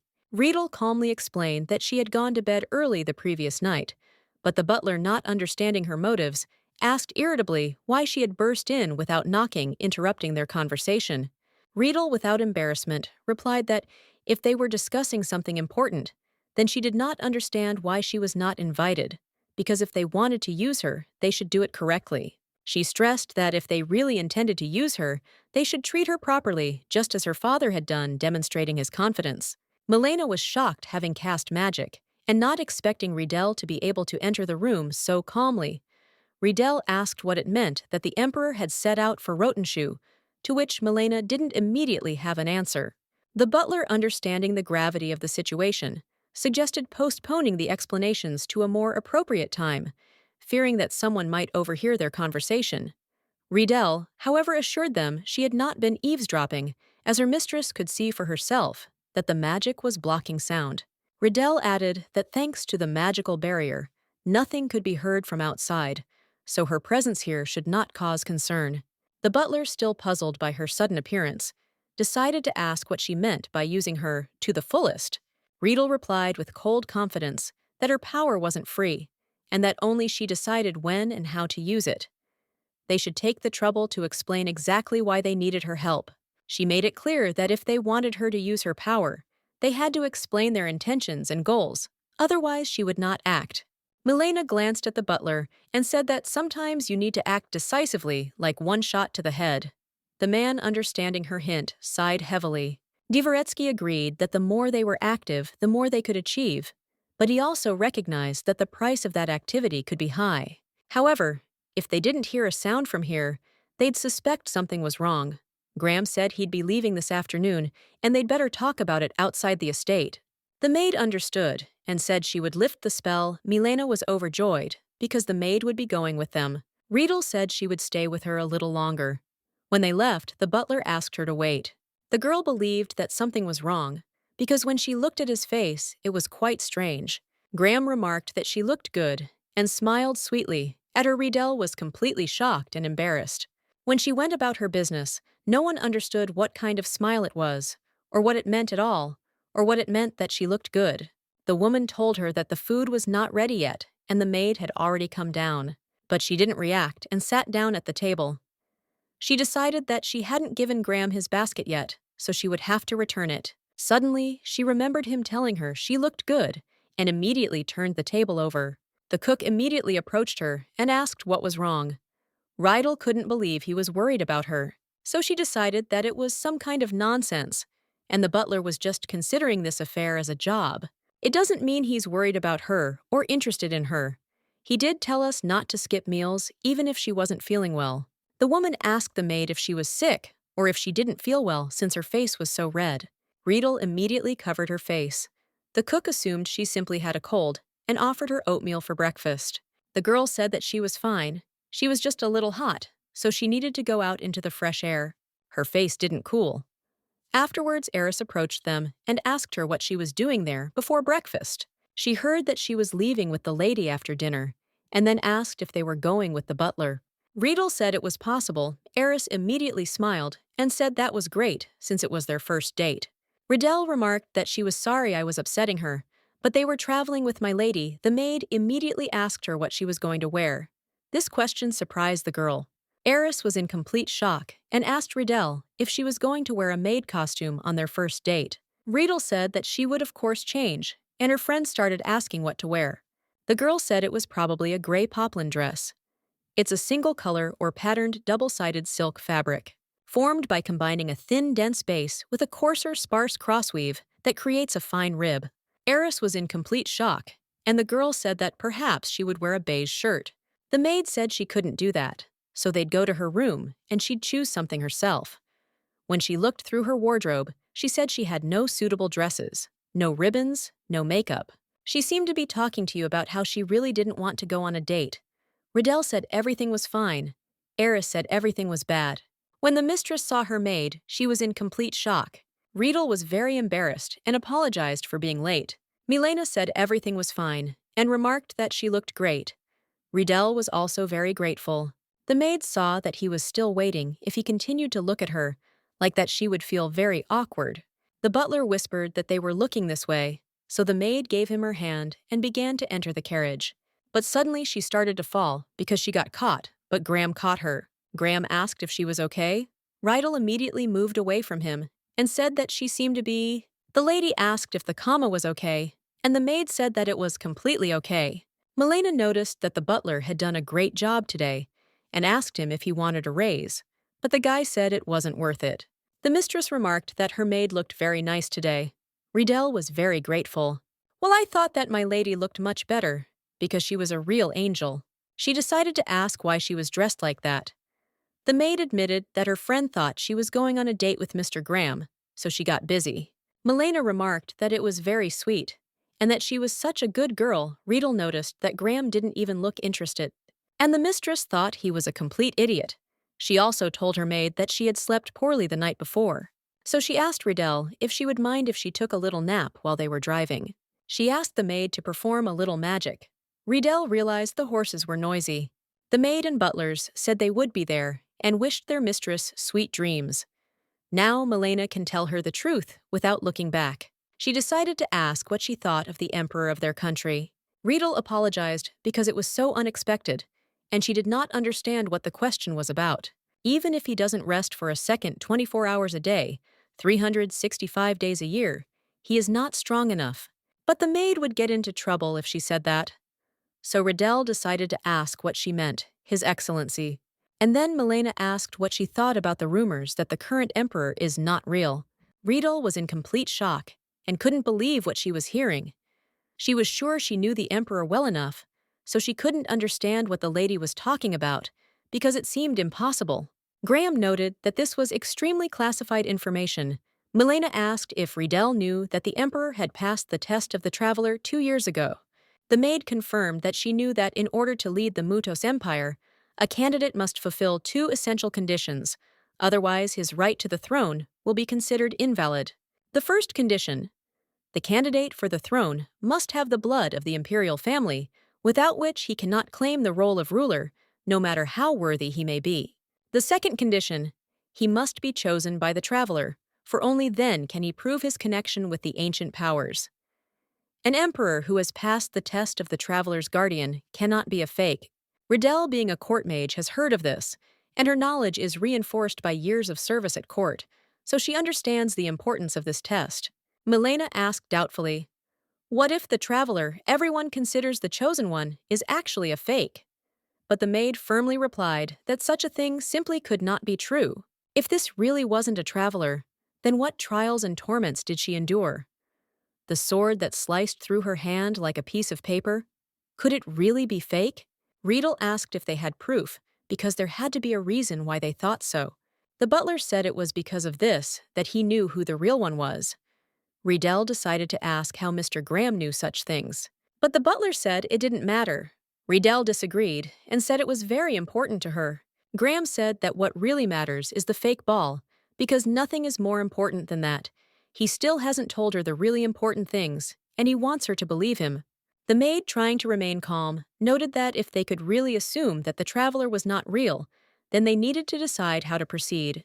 She then asked what they planned to do with this information, as she could not understand what exactly they wanted to achieve by exposing the possible lie. If the traveler is truly a fake, then with this information, they can overthrow the emperor. She assumed they were talking about infidelity. Riedel initially shouted that she couldn't do this, but the mistress told her to calm down. It was the natural place to do so since they needed to talk. The maid screamed that she wouldn't, because she couldn't. If they made a mistake, they would personally drive innocent people close to them into the grave. By the time Riedel returned, her family was dead because of her. She said that if she had done everything in this, she would end their fake relationship. The maid apologized and said she would get off here. Suddenly, the carriage stopped and the maid flew straight at the butler. Graham said that if it were treason, it would be so if he had a right to the throne. She fell on him a second time. The man knelt down in front of her and asked her what she really wanted. Riedel thought for a moment, then said that she wanted a quiet, peaceful, and stable life. Graham handed her a notebook and told her to let her know if she wanted to change or add anything. Working together, Riedel Cross and Graham Sarek adhered to the following agreements. Guarantor is Milena Stingers. The man said that if she didn't trust him, she could trust the contract. He needed her. Riedel asked them if they would return to the story from the tower if she couldn't finish it. Graham said that this would not be the case, because everything would be exactly as she wanted. The maid was shocked and asked again if he was serious, but the man calmly said that he was. If she didn't agree, Milena would be in danger. The maid was surprised, and her mistress asked him to stop. Graham added that the count intended to marry Milena to the emperor. Riedel, horrified, asked what he was talking about. Milena told her not to worry about it, as it was just another one of her father's dreams. The butler noted that the count was ambitious and needed truly valuable goods to make his way in the capital. Milena told him to be quiet, but the man continued to say that if he got rid of him, Milena would be sent to Adelbane without her consent. They chose her because they believed in her abilities, an ability that will protect Milena if the butler is not around. Everything is different. The emperor showed her unreasonable hostility and an obsession with the performance. A cold contempt was evident in his eyes. This is the look of a person who believes in her and her abilities. She has never seen this in the eyes of the emperor. Riedel apologized and asked again what her relationship with the butler was like. Milena said she couldn't answer that question. Graham said they had a business relationship, and Milena added that they gave each other what they needed. Riedel did say they were both terrible. Dvoretsky said he'd been informed and asked her what her answer was. The maid told them to give her a pen because she needed to change the contract. They received this fabric last week, muslin gloves, just the way the lady likes them. They also provided satin shoes. They were so light, Riedel noticed a landscape of roses and buttercups, lilacs and bougainvillea in the summer garden. And then she realized it was the emperor's garden. The butler thought something was wrong. Since she had stood up so quickly, Riedel noticed that she remembered she had forgotten something at the estate. She became very curious about who it was and what kind of artist had painted it. Graham thought she liked the painting. A woman came up to them and said that she really liked it too, and it was difficult to get it. The maid asked if she knew the artist. The woman said that, of course she knew him, because he was a young painter from the capital. He arrived in Belma only a month ago, and already everyone in the area knows him. Riedel was surprised and couldn't believe what she was thinking, so she decided to find out his name. And suddenly, there appeared the very same Rodin Bernsteinis. He greeted the lady and was pleased to see her. Riedel had no idea where Royden was coming from. The guy said that Madame Viola had ordered a new painting. The woman said that Madame was busy at the moment and asked him if he could wait a minute. He sat down next to the butler and the maid. And then Graham asked who this man was. Riedel noticed he was looking at her with a very strange look. She was surprised he hadn't seen it before, and I couldn't understand why he looked as if he'd seen his sworn enemy. The artist introduced himself and remarked that Riedel had helped him last time. The maid wanted to introduce the butler, but he angrily said his name. Riedel decided to ask the artist if he had really painted it. The young man remarked that the garden was truly beautiful. Royden decided to tell the secret, that these were the rose gardens of the imperial palace, which His Majesty loved so much. The girl was completely shocked when she heard he'd been to the imperial palace. It was a curse. She'd known it was the Emperor's garden. Royden noted that he was embarrassed to go into details, but if she took a walk with him, he would tell her. The woman approached Royden and apologized for keeping him waiting. But the artist said everything was fine, because thanks to her, he'd invited a pretty girl for a walk. The maid was completely shocked and didn't understand what he was saying. The woman noticed he was such a jokester and asked him to come over. Royden told the girl she could come over any time. He handed her a piece of paper with a street written on it. Graham asked her if she wanted to go and have some fun. Point 4, she should not create reasons for doubt in the relationship, for example, by looking elsewhere or showing favoritism to others. Graham hoped she hadn't forgotten the contract just after signing it, but the girl wanted to say that it wasn't she, but the artist who had done it. Riedel said the painting depicted an imperial garden, and perhaps they should find out more. The butler took the piece of paper with the address from her. The girl only wanted to know how he had managed to get into the imperial garden so she could draw it. The woman said she thought it would take a while, so she offered her something else besides tea. Riedel said it was all very tasty and she didn't need anything else. The woman didn't think it suited her. Graham agreed too, and the girl was completely shocked that they seemed to have conspired. Next time she'll offer them something better? Graham turned to the maid and asked her favorite color. He took off her hat and whispered in her ear that he needed her cooperation to honor the contract. Riedel was in complete shock, because this is just a contractual relationship, so she thinks he is going a bit overboard. If that's not what he wants, then her favorite color is the color of Graham's eyes. The woman was in complete shock.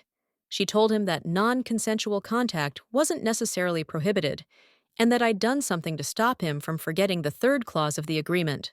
She may not have any experience in relationships, but she makes the 28-year-old girl respond in kind. The butler told the woman to offer this lady clothes that would suit her, the color of his eyes if she wished. The woman remarked that she had not known that they were dating, and began to pull the maid along with her while being very embarrassed. The man remarked that appropriate clothing would be very appropriate. He was thinking about the date and was shocked by you saying that he wanted to see her any time. It's the same guy he saw in the shop with her. The boy Riedel smiled at so warmly. When she looked at him, her laugh was embarrassed, awkward. Although he's glad that her phobia has subsided a bit lately, she can maintain eye contact. But she is still friends with him, staying away from him as if he could harm her. Suddenly, he started hearing voices in his head, telling him that he had done it, and that they were yelling at him to take his hands off and go away. And suddenly a maid came up to him and asked if he was okay. Because he looked good to me. The butler was in complete shock when he saw her, and even covered his mouth in embarrassment.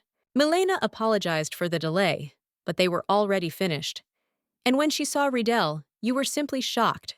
The lady said she was so sweet, and she also told Viola to write a check for that too. Graham decided that whether she was afraid of him or not, he was not forbidden from getting to know her better. If his actions do not contradict the contract, everything is fine. But he asked to leave it to him. He paid the check himself because he wanted to be closer. Even if he's not a true lover, he should be honest.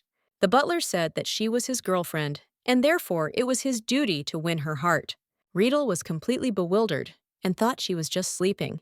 The butler approached her and remarked that it suited her because it was exactly the color of his eyes, so he'll probably pay for it. The women were shocked that Mr. Graham was in a relationship. Rumors spread, and women didn't want to believe it until they saw it with their own eyes. The artist heard it all too. Roden saw the butler helping him into the carriage and didn't know how to react. She's dreaming again. Excellent, but she hasn't yet decided what curses to heap on the Emperor this time. The Emperor ordered her to take a certain mana potion. He told her that a great task awaited them, and she should change the fact that she had asked about it herself. Riedel noticed something was wrong. She yelled at him to get out, and he remarked that she was being very naughty that day. The main character screamed that she didn't want to call this, and they got her very drunk, and she was chained to something. The man noted that it was another failure, and snapped his fingers, and said that they would see each other tomorrow. She didn't want him to leave because she needed help, and then she woke up in horror. She started screaming, and her friend Eris burst into the room and asked her if she was okay and what had happened to her. Eris decided to find out what was happening to her. The girl said that she just had a nightmare. Her friend was very curious about what she'd dreamed about, that she was all on fire. Riedel said it was okay, they were going to breakfast since she was hungry. I can't get the food down. A mana potion is the worst thing since the Emperor. Eris asked Riddell if she was absolutely okay. She was completely pale, to which the girl said that she had simply burned her tongue. Healing potion and mana potion tastes even more bitter than cigarettes. Her diet in the tower consisted mostly of them. It was such a vivid dream. A friend called her name and told her to turn back. The butler was there and apologized for disturbing her, but he wondered if she'd slept well. Riddell remembered the contract, as she'd almost forgotten. So the girl said, "Okay." They both felt the tension from their gazes. Riddell thought he wanted something, so she asked him what he wanted. Graham was shocked that she still addressed him like that, because he would like her to just call him Graham. Riddell was very embarrassed, and he said he had to go. The maid even came back to tell him he was already leaving. And then he took her face and smiling told her to call him Graham. Riddell was very embarrassed. Riddell said that she didn't want to, and everyone was immediately in complete shock, including the butler. The girl said that she would only call him that when they were alone. She also added that he should hurry, otherwise he would be late for my lady. Riddell was very pleased with herself and think that he had nothing to provoke her with. But suddenly he leaned closer to her. The girl had no idea what he was doing or why he was doing it. He only told her that later, that he would wait for her, and began to leave.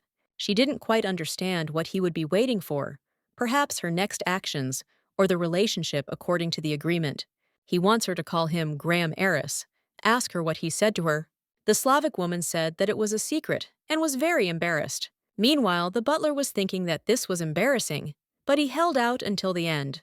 Graham didn't think the contractual relationship would be so funny. Suddenly, on the way he met the Count. The man asked if Milena was leaving again today, but the butler informed him that Milady was staying home today. He added that a visit from Viscountess Eleanor Oakley of the Jan E. family was planned for the afternoon. The Count noted that this was a noble family, so he asked him to make sure that everything was ready, and he also added that he had heard about good changes in his life. The Count said that he could hold on because the girl was like a butterfly, and if he didn't stop coveting the honey, he might fly away to another place. Graham said she wasn't a butterfly, but a person. The Count approached him and ordered him to repeat what he had said. The butler realized that this was a mistake, and he did not need to say it out loud. However, Graham would have answered the same way if he had asked him again. The Count smiled and remarked that he had indeed fallen in love. He said it was very good, and he should continue in the same spirit. Graham knew that Riddell was most likely in danger, after which he continued to go about his business. But suddenly, the maid stopped him. The man realized it was the maid who had been with Riddell in the dining room, so he asked if something had happened. Eris quietly said that she just needed to tell him something, and she hoped it wouldn't take long, but it was still very important to her. Milena greeted Miss Eleanor warmly and expressed her sincere gratitude for having come such a long way to meet her, especially on such a day. The lady noted with a smile that the weather outside was so wonderful that she not only was not tired from the road, but even enjoyed it, savoring every moment. She later remarked that the pie was surprisingly delicious and suggested that it was probably because it was a raspberry charlotte, her favorite treat. Milena confirmed her guess with a smile, adding that the pie was truly special as it was made from berries that she had personally picked in the garden that morning. Eleanor, savoring every bite, delightedly declared it truly delicious. Riddell jokingly remarked that it was truly cute, as she herself resembled a fluffy marshmallow. The lady remarked that there was plenty of it, so she could eat to her heart's content. Eleanor said it wasn't worth it, because if she traveled too much, her dresses would no longer fit. Milena exclaimed that she couldn't believe that such a beautiful girl was worried about her weight, because she was so charming that she didn't have to worry about it. Eleanor, slightly embarrassed, admitted that she was worried about her appearance, because she seemed to be in love. The maid smiled and remarked that this was very sweet. Milena looked at her in surprise, and Eleanor, embarrassed, began to explain that, although it was too early to talk about anything serious, she still wanted to look as good as possible. Milena, intrigued, decided to find out who this man was, and asked if she knew him, to which Eleanor, with a mysterious smile, replied that perhaps Milena knew him. Riddell was delighted, thinking that it might be someone she also knew, but Eleanor only smiled mysteriously and said that, for now, it was a secret. Riddell had already begun to suspect that Eleanor was about to name Graham, but to her surprise, Eleanor admitted that the man she liked was an artist named Royden. The maid couldn't believe it, because even the heiress of the pure-blooded noble family Yanei couldn't like the count's butler, who bought his title with money. Well, suddenly, she realized that the lady had spoken of the artist. Milena noted that she had never heard that name before. Eleanor thought Miss Milena knew since she loved art. The young artist who had arrived in Belma a couple of months ago possessed remarkable talent and character, and had recently become quite famous here. Milena was surprised, and the lady continued to say that he had arrived from the capital. His teacher, they say, was a court artist who painted portraits of the emperor himself. Milena couldn't understand why such a talented artist had moved away. She thought it was because of his age and talent, and there was a lot of intrigue and jealousy surrounding him. Rumor has it he inflicted a heart wound on His Majesty, the Emperor Riddell, and Milena were in complete shock. The maid was shocked to hear that the emperor had survived.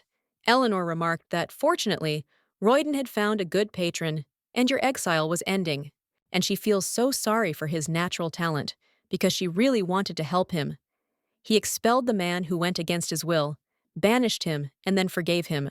Riddell couldn't believe the emperor could forgive anyone, so she doubts it. Milena was sure he liked Belma, since he had met Miss Eleanor there. This embarrassed the lady. Riedel suggested that perhaps he was a spy. The emperor sent him to find out about Graham's plan, like in some dirty novel. Milena noted that she was even interested in what kind of person he was, since her friend liked him so much. Eleanor continued to say that he was a very kind and charming man, and she was sure that he thought she was a good friend because he was lonely. Milena asked again, and Eleonora added that he was kind but withdrawn. Everyone wanted to invite him, but he never invited anyone. She couldn't even arrange a personal meeting with him, and commissioning work had to be done through the Artisans' Guild. Riedel was shocked talking about you without them, about the guys who gave her his business card yesterday. Milena said he'd built a wall around his heart. Her friend agreed, so she didn't know what to do. Riedel believed that it couldn't be that he had developed feelings for her after just a couple of meetings. Suddenly, Eleanor asked Milena if she liked anyone, or if she was already dating someone. The lady said that she was still comfortable being alone, and felt that she was not mature enough yet. Eleanor said that she thought Miss Milena would be more passionate if she met the right one. Suddenly, the maid remembered how the palace had said that the count was going to marry Milena to the emperor. She wondered if this was perhaps what Royden wanted to achieve through her. Riedel didn't understand what to do if the artist was really a spy. He would catch her at the moment when she would use protective magic. Graham can't always be with her. It's to maintain the appearance of their relationship. Suspicion about Royden. Live is her house, and then I am, so she can't be sure. Eleanor suggested it would be cool to show me a portrait of humility. The artist's works are truly exquisite and beautiful. Milena, with her vodka, said, "Congratulations, I should invite Miss Eleanor when he arrives." But the lady immediately began to deny it, saying that wasn't what she had in mind. Milena asked her what about next week, since they could arrange a dinner with the artist. Eleanor was absolutely delighted. In that case, they should notify the guild of the time and place of the visit.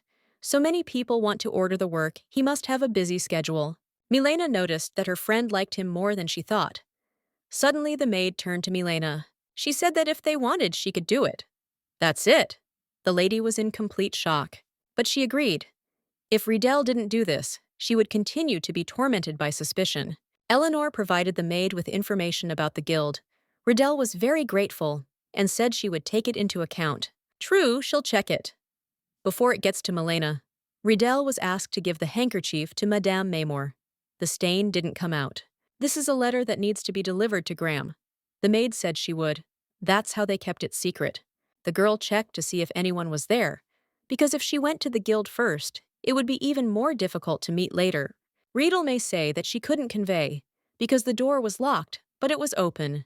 When she looked at the room, you saw that it was in perfect order, and that a butler was sitting by the window. She understood that Graham was also human and needed rest, so she knocked. He seemed to be fast asleep, so she decided to go into the room and check. Graham slept beautifully. He slept so deeply that the girl felt sorry to wake him.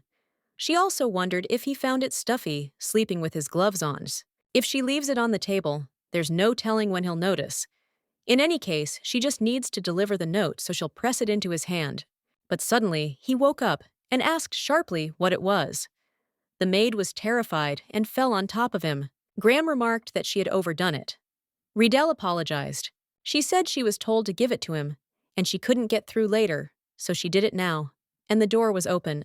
The butler asked if Eleanor Yen-yi had left, but the girl said she was still there and that she had gone out on an errand. Next week, Miss Eleanor will be having lunch with them with her favorite artist, and that is Royden. Graham, slightly surprised, asked if he'd understood correctly. Riddell confidently confirmed that it was, adding that she was going to the Craftsman's Guild to confirm artist Royden's schedule and find out more information. Also, Royden's teacher was a court artist who painted the emperor's portrait, and since he was exiled for upsetting the emperor, he might know something. After thinking for a moment, the butler asked her to wait for him because he would be ready in a minute.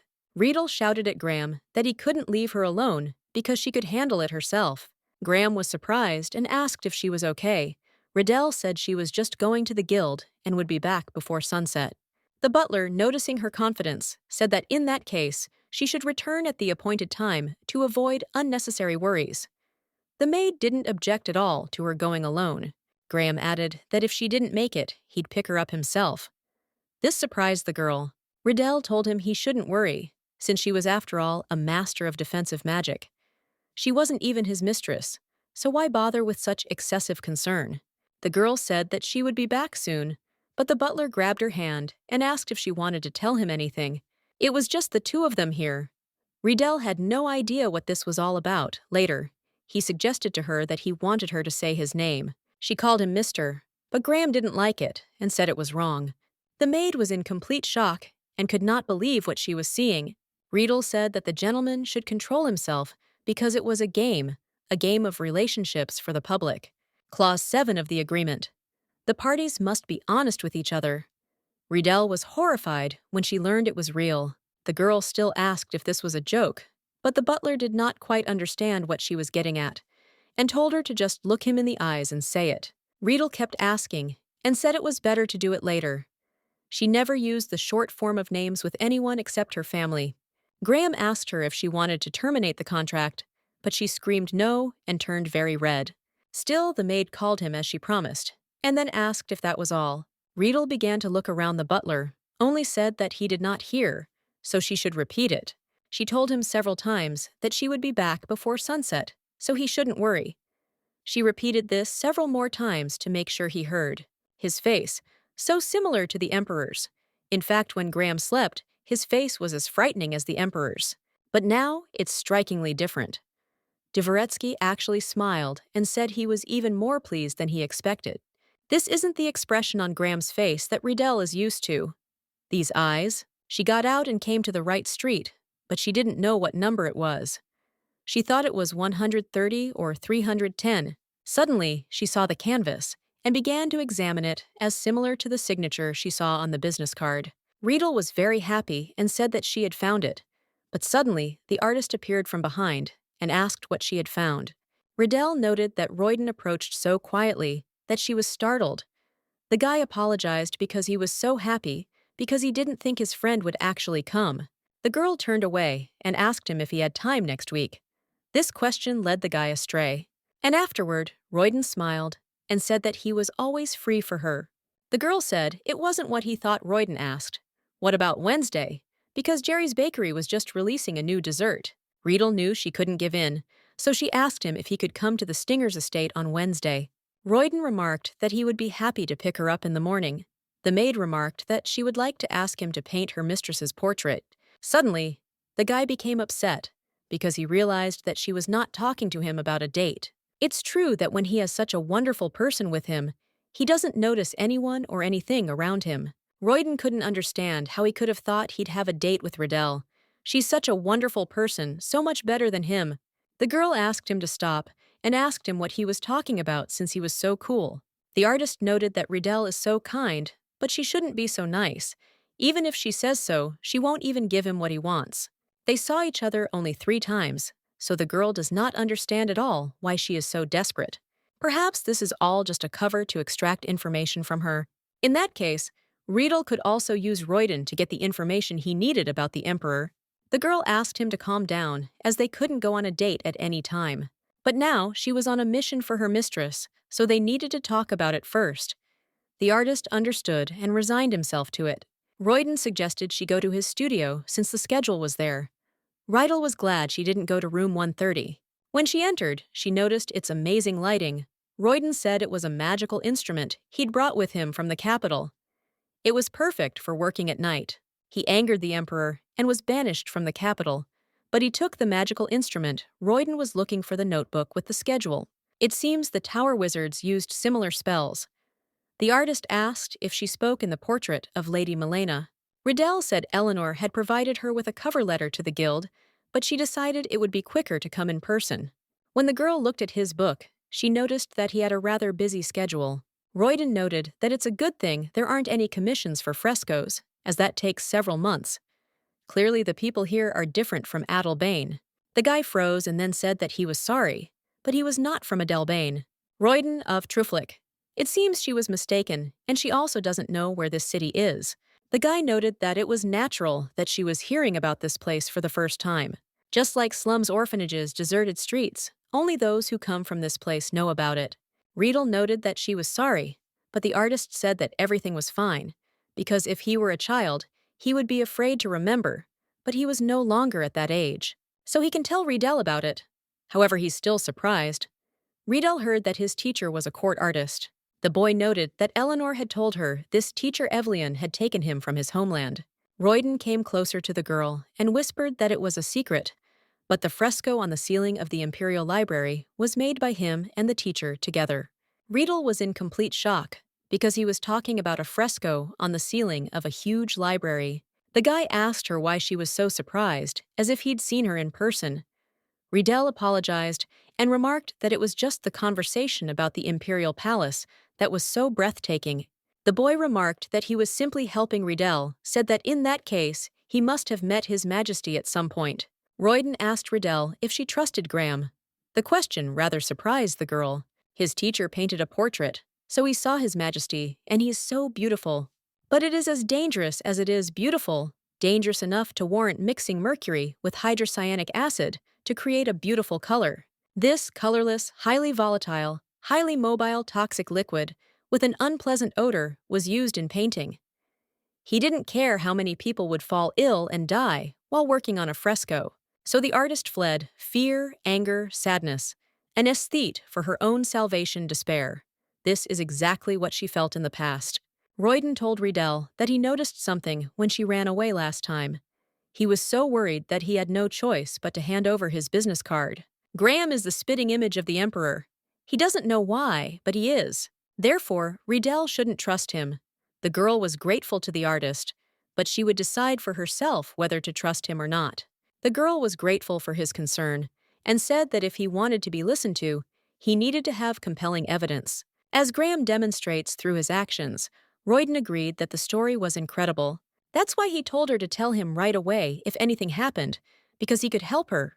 Rydell said that if anything happened, she would contact him immediately. Suddenly, a strange hole appeared. The artist, horrified, asked what it was. The girl didn't quite understand why the slime from her dream was there. It smelled toxic, so the maid assumed she was dreaming.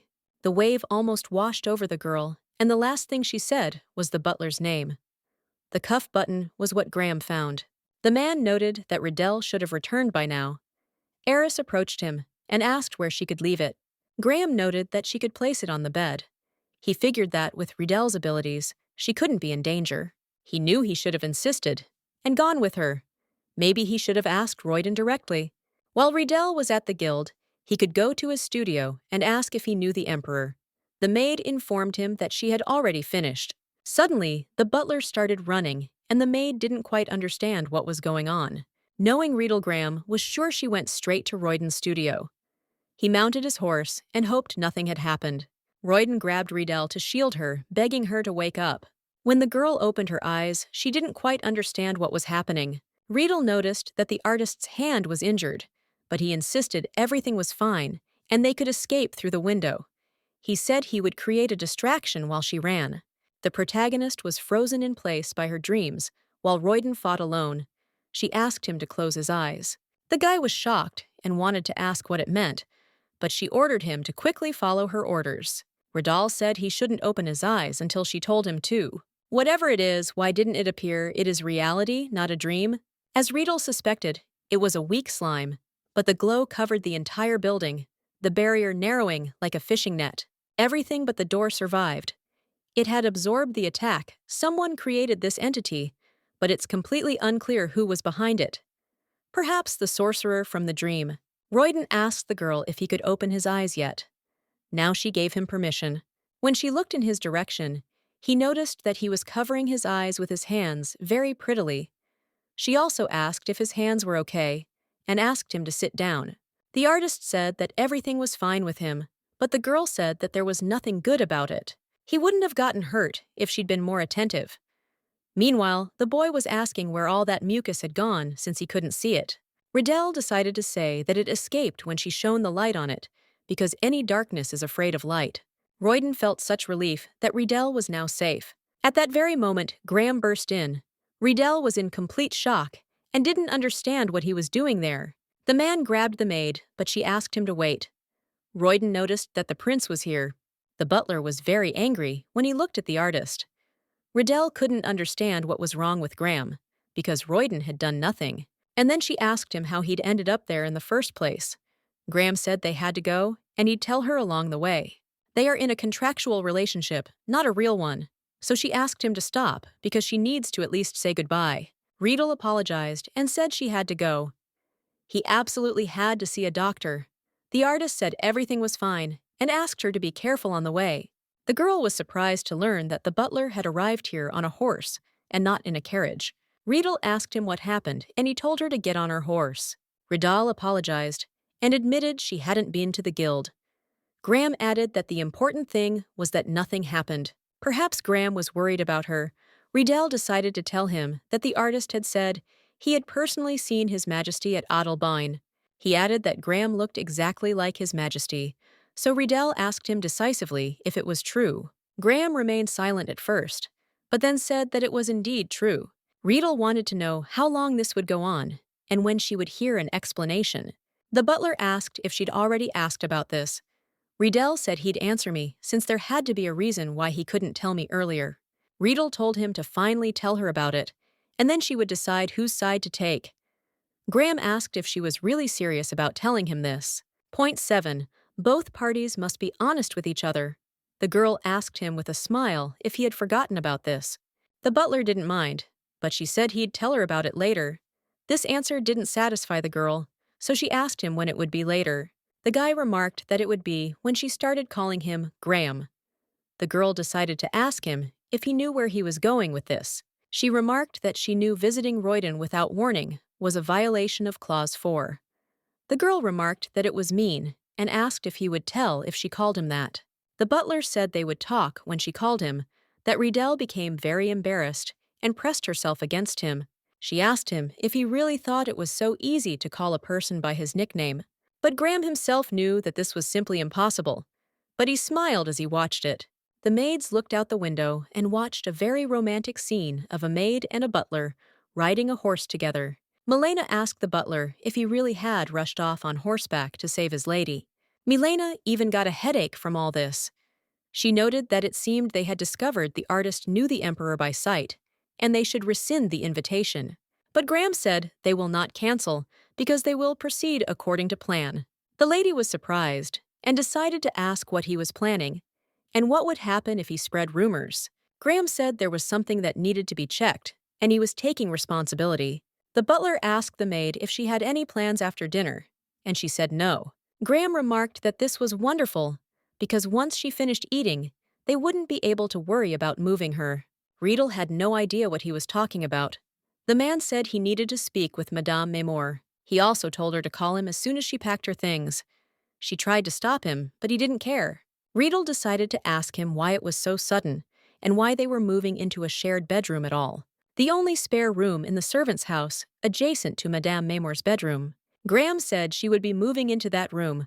Riddle told him not to mention that it was next door to his. She really wanted her guess to be wrong, but Graham said it was. Riddle was shocked that he thought she would find something similar and be happy about moving from the servants' house to the mansion.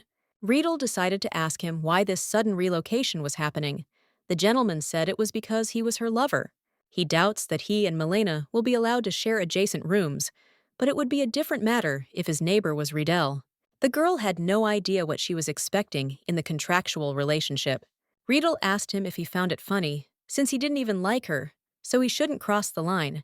Riedel has no intention of moving, because the contract says nothing about it. Dvoretsky thought it would be better to do so anyway.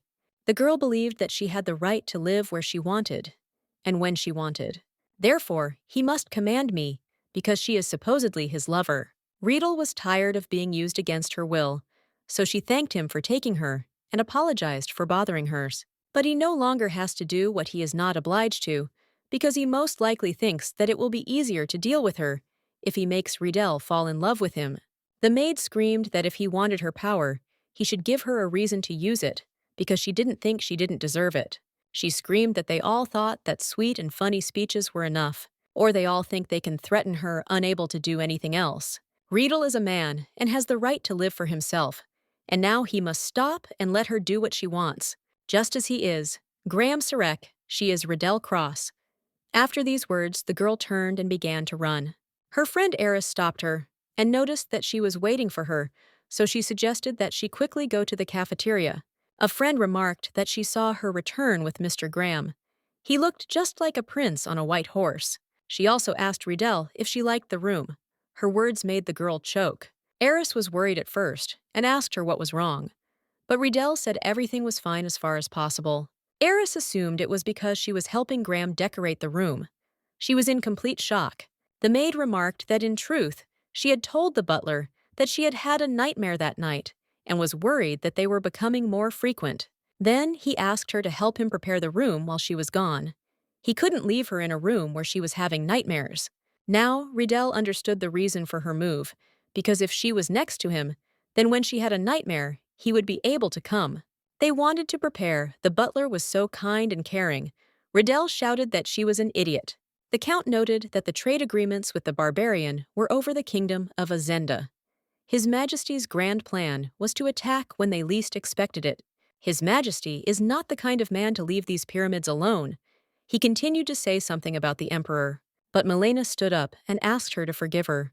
But she was tired, so she wished her father good night. The Count remarked that one way or another, she would be going to Adelbane next year, so he did not quite understand how she could speak like that about His Majesty. Madame Maymore thought the problem was with the butler, the Count. The hotel's owner said he wasn't bothering her anymore since she'd seen him that morning. The stone heart began to beat faster. The Count was very happy about this. He didn't think he knew everything. The gentleman asked, "What was the matter with Viscount Oakley?" Madame said she would speak with the Marquis of Rodmere and give him an answer next week. That's very good. When Milena left, she asked the butler if he'd heard it since. Now she'd have to go out more often. Milena said she'd take Riedel with her. Dvoretsky offered to discuss it with her. The lady said that everything would be fine because she was not like the others, and they were not going to upset her. The lady also decided to give the butler some advice. The sooner the better, point 7, which Mr. Graham had successfully failed to achieve as he was dishonest. In fact, Graham didn't mean to hurt her. It's true that he tried to win her heart, but he didn't intend to use her. If he wanted to use it, you would have done it smarter and simpler. He would have resorted to this as a last resort. She recalled Riedel's words later that he didn't like her at all, and that he was just laughing at her, but he didn't find it funny at all, because he likes her, but he doesn't hate her either. Graham himself doesn't know why he became close to her. He wanted this, and he doesn't know whether he likes her or not, but he wants to take care of her, protect her, and be close to her. She wasn't Riedel, the enchantress, just Riedel. If he was worried about her, he should have asked her first. In that case, she would have moved even if she had been indignant, and he would have been sure she would sleep peacefully that night. Suddenly they met, and the maid decided to ask him what he was doing there. But Graham was also wondering why she was here. But he said no, because he wanted to apologize. Riedel asked him if he wanted to come in. She needed to tell him something. The man asked if it would be okay if he came in. Riedel said they had a contractual relationship, so he could sit down. He asked when she had moved in. The maid said it had happened while they were having dinner with the mistress. She also apologized for getting angry and being rude to him. The butler pointed out that it wasn't her fault. As Riedel had said, he hadn't considered her feelings. However, it was true. The maid said that her friend told her that they did this because of her nightmares, so she does not understand at all why he did not tell her about it. Graham said he couldn't talk to her about it because it was personal. The girl still didn't understand why they were making such a fuss about bad dreams. But the man thought it was important to him. Riedel was very embarrassed. And then she asked why. But Graham didn't even know what to answer. After these words, the maid asked him what he knew for sure. And Graham said that he didn't want to hurt her. That's why he wants her to take better care of herself. Now I wonder why he's so kind to her. The man suggested that she was embarrassed by this. But Riedel said that this was not the case. It was just that the couple below was not a real one. She still has to take care of herself no matter what. The contract is just the basic obligation, so he doesn't understand why he shouldn't be more attentive. Riedel said that it was all because it was strange, and she was not at all used to it. Graham wasn't quite sure why she thought that Riedel said it was because she hadn't done anything for the two of them, which was why it was strange. But the gentleman said that it was not strange. In fact, it was natural, because she was his person. Therefore, if she feels bad, she can tell him right away. The butler said that he would go and that she should rest for now. If anything happened, she could call him. As he started to leave, Riedel asked him to wait. She thanked him for the room and for coming to pick her up. Riedel wished him a sincere good night. Graham was in complete shock when she stopped him and said it. Milena asked the maid what she was thinking about and assumed that Riedel was not feeling well. The maid said it was nothing and apologized. Riedel realized she needed to stop thinking about the previous night and focus on work. The lady also decided to inquire about how she was doing with Graham. Riedel immediately became embarrassed and said that everything was fine, of course. Milena wasn't quite sure what fine meant, so the maid said everything was just fine and they were trying to resolve the misunderstanding and learn to communicate. Riedel asked the lady how she liked the brooch. Milena said it was beautiful, but she wanted to know what she thought of the butler. The girl became embarrassed and asked what she was saying. The mistress remarked that certain feelings would inevitably develop between them if they spent enough time together and that the butler had a pleasant appearance.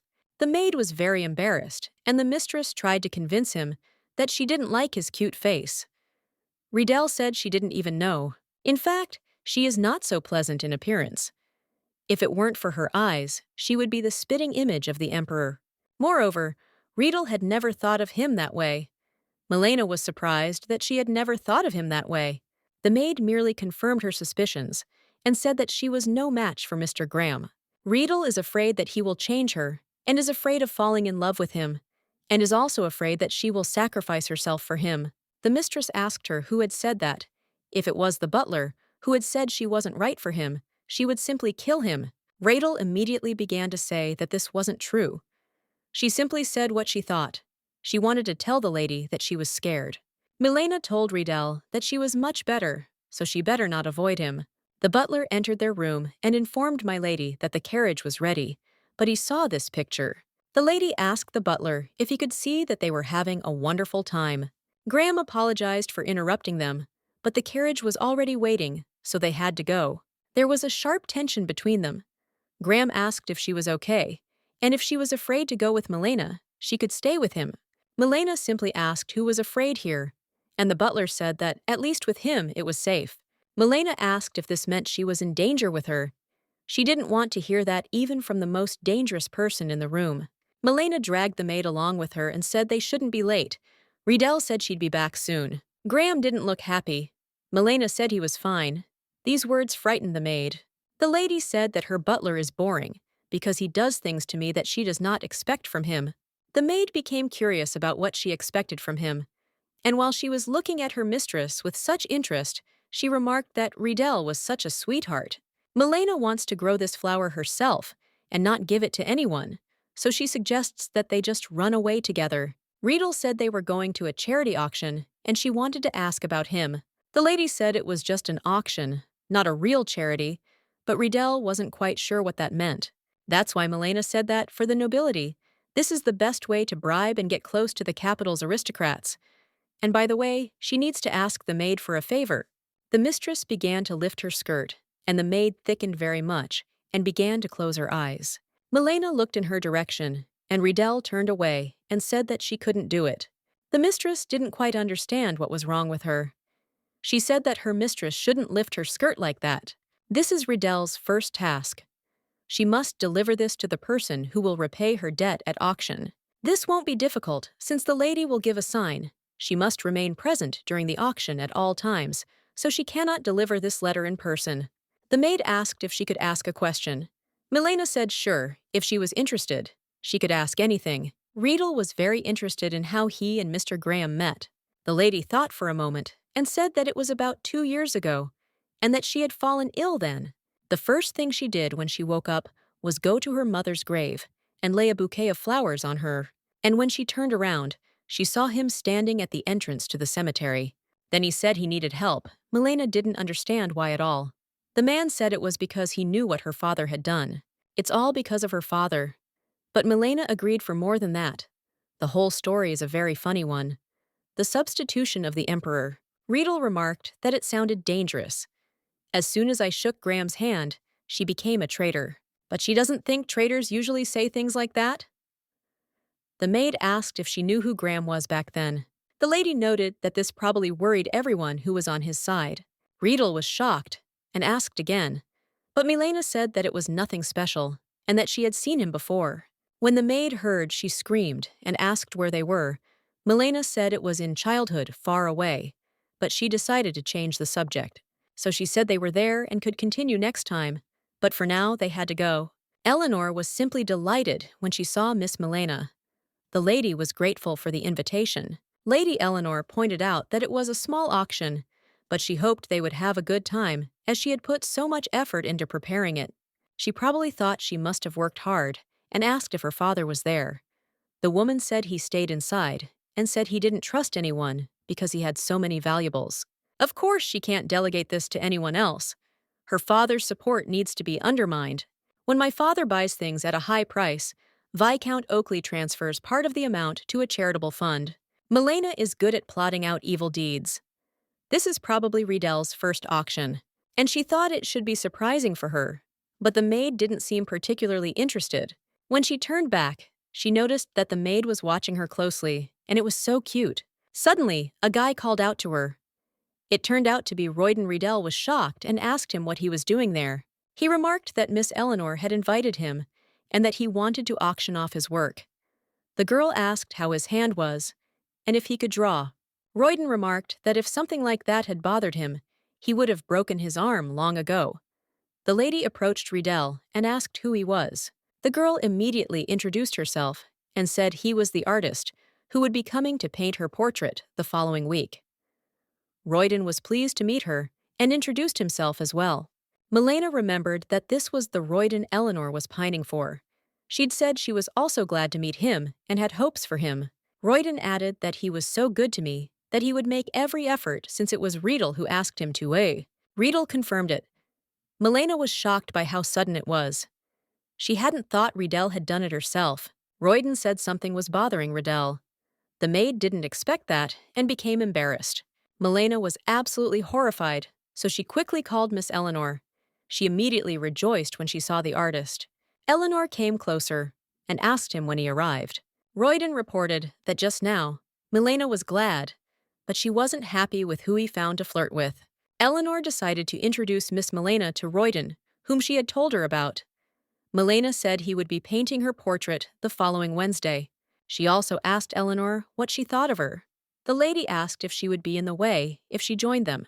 Royden remarked that of course, not since he was always happy to see her.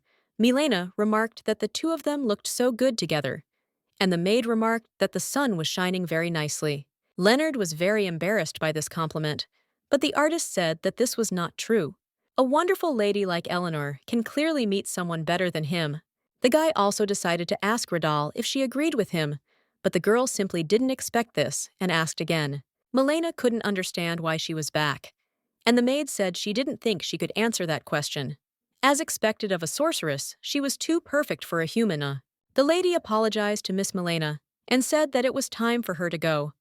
She also asked the artist if she could ask him to tell her about his work on stage.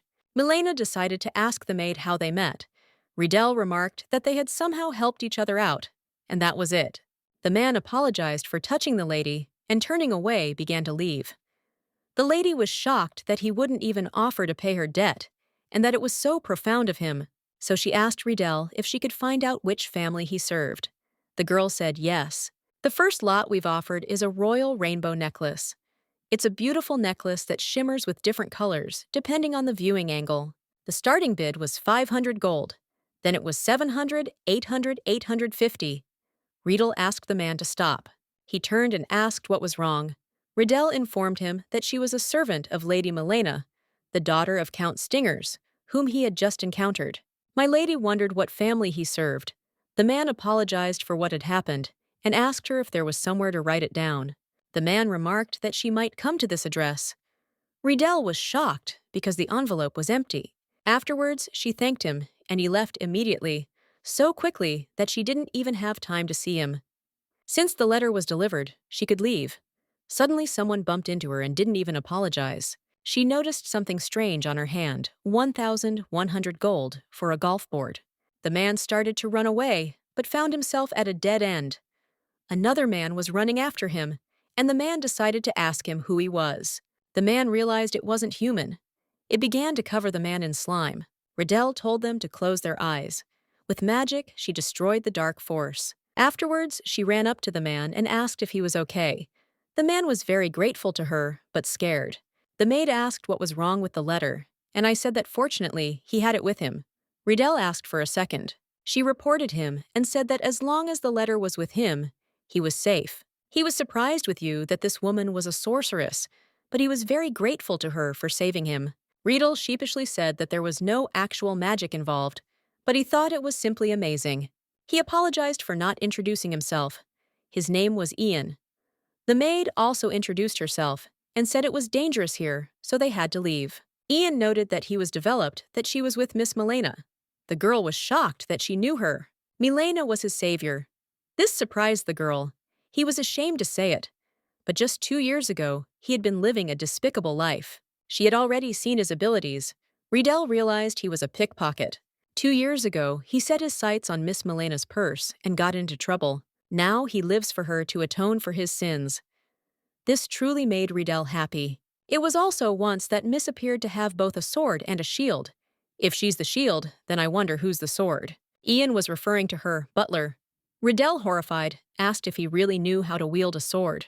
The man said no, because he had never seen a real sword. Graham's magic. He'd never seen anything like it before. But Riedel's magic was no less astonishing. Now the maid was even more curious. She noted that Graham had never demonstrated his abilities, and she didn't even know how good he was. Ian added that he doesn't like to do magic, but he saw it by accident, and the girl decided to find out when it happened. The man said it happened 2 months ago at Glastonbury.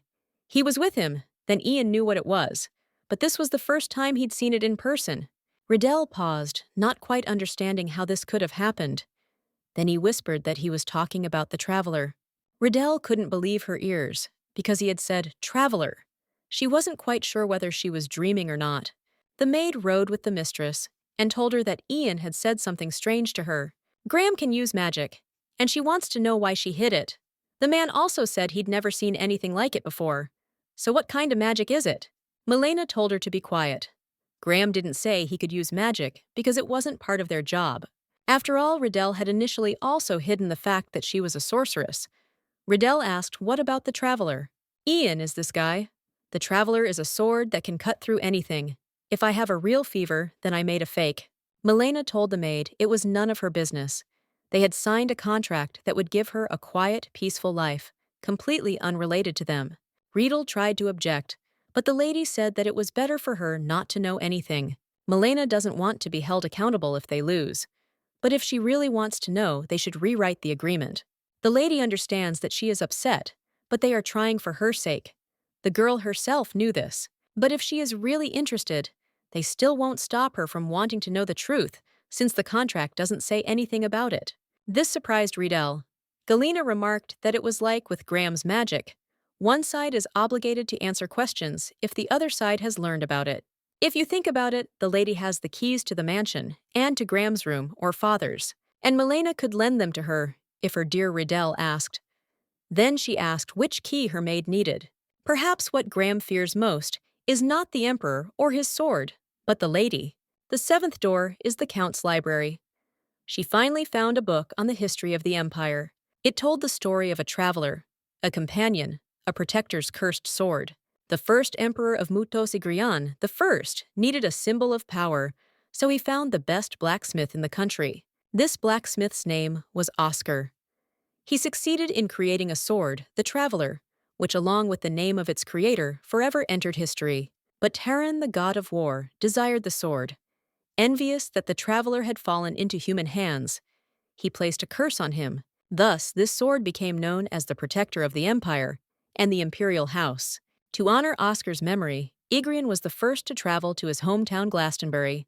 When the maid read Glaston, she immediately woke up and realized that it was in the south, far from Belmas. It is famous for its large sandy beaches and iron ore deposits, which led to glassmaking and blacksmithing flourishing there. This place was the home of the blacksmith Oscar. In order to carve the traveler's smithy, he had to move his forge to the imperial palace. One can only guess at his courage and pride. Riddell was surprised that that was all there was. Glastonbury is Oscar's birthplace, and Oscar is an eccentric obsessed with his work. Suddenly, she became curious about the cause of Oscar's death. The book didn't mention anything about it. All that is said is that Oscar dedicated his life to creating the Traveler, and there is no mention of his death. If she had been able to stop the Traveler back then in the tower, I wonder how that would have changed history. Riddell Cross gave her life to protect the Traveler's sword. It is like a blood-sucking octopus trying to drain the blood of its owners from generation to generation. Tomorrow she heard a crash and didn't understand who it could be at such an hour. The doors opened. She doesn't know what will happen to her if she doesn't get out of there quickly. But she was caught. It was Graham gesturing for her to be quiet. She smelled cedar, which meant it was the butler's scent. It's strange if they make even a sound they will be discovered. And Riddell doesn't want that. Well, she heard Madame Maymor's voice. She wanted it all to stop. The woman saw a lamp there and was surprised. The maid was horrified because the name Riddell was engraved on it, and the lady was trying to find out whose she was. Suddenly the gentleman called her, and the woman immediately apologized and said she was on her way. Riddell sighed with relief. She hadn't expected the library to be connected to the Count's room. She'd almost been caught. Graham whispered to her what she was doing here at such a time, but the maid did not lose her composure and asked him what he was doing here at such a time. Graham pointed out that they needed to block out the sound. First Riddell used her magic and began asking him why he was there and when he had even arrived. Viresk said that he overheard Madame Mamour reporting to the Count and noted that it was his turn to ask. The maid suggested they get out of here and talk, as it was dangerous here. First she needed to get her lamp. Graham told her to leave the lamp. Riddell was shocked because it was her lamp. Beloretsky knew this, but they had to go. They didn't have time. The man told her to leave, but the maid did not agree because her name was engraved on it. Well, he couldn't resist and picked her up. Riddell became very embarrassed and started asking him what he was doing. The gentleman said she might be caught, so it was time for them to run away. When they had already gone out, he put her down, and the girl immediately plopped down on the ground. Riddell didn't understand at all what to do because Madame Maymor would definitely start interrogating her. The butler told her to sit down, drink some water, and calm down. He said she could simply say that he'd abandoned her, saying his lamp had broken and he'd borrowed hers. Riddell didn't quite understand why she was saying that, since his lamp was fine. But the man took his lamp and began to wrap it in a piece of cloth. The maid didn't quite understand what he was doing. Graham in turn began smashing the lamp, which horrified the girl. She shouted that he was crazy and told him to take off his gloves. The man didn't quite understand why. Riddell asked him if he really didn't understand, because she wanted to see if he had hurt his hands. The butler said they were fine, so there was no need to touch him. The main character was surprised. Riddell didn't understand why they would break a good lamp when they could have simply taken her lamp. Graham said that it was impossible, because if the lamp disappeared, it meant that someone had come and taken it. He noted that, besides the Count, only Himalena and Madame Maymor had access to the library. Riddell was shocked. The butler said that she could leave the rest to him and go rest. The girl asked him what would happen to his bed, but the butler said that he was not going to sleep that day. Riedel suggested that she felt uncomfortable. After a moment's thought, she turned to Graham. The girl said he could sleep in her room. These words shocked Graham greatly. Riedel didn't quite understand why he was looking at her like that. And then she understood and began to explain that she didn't mean anything like that.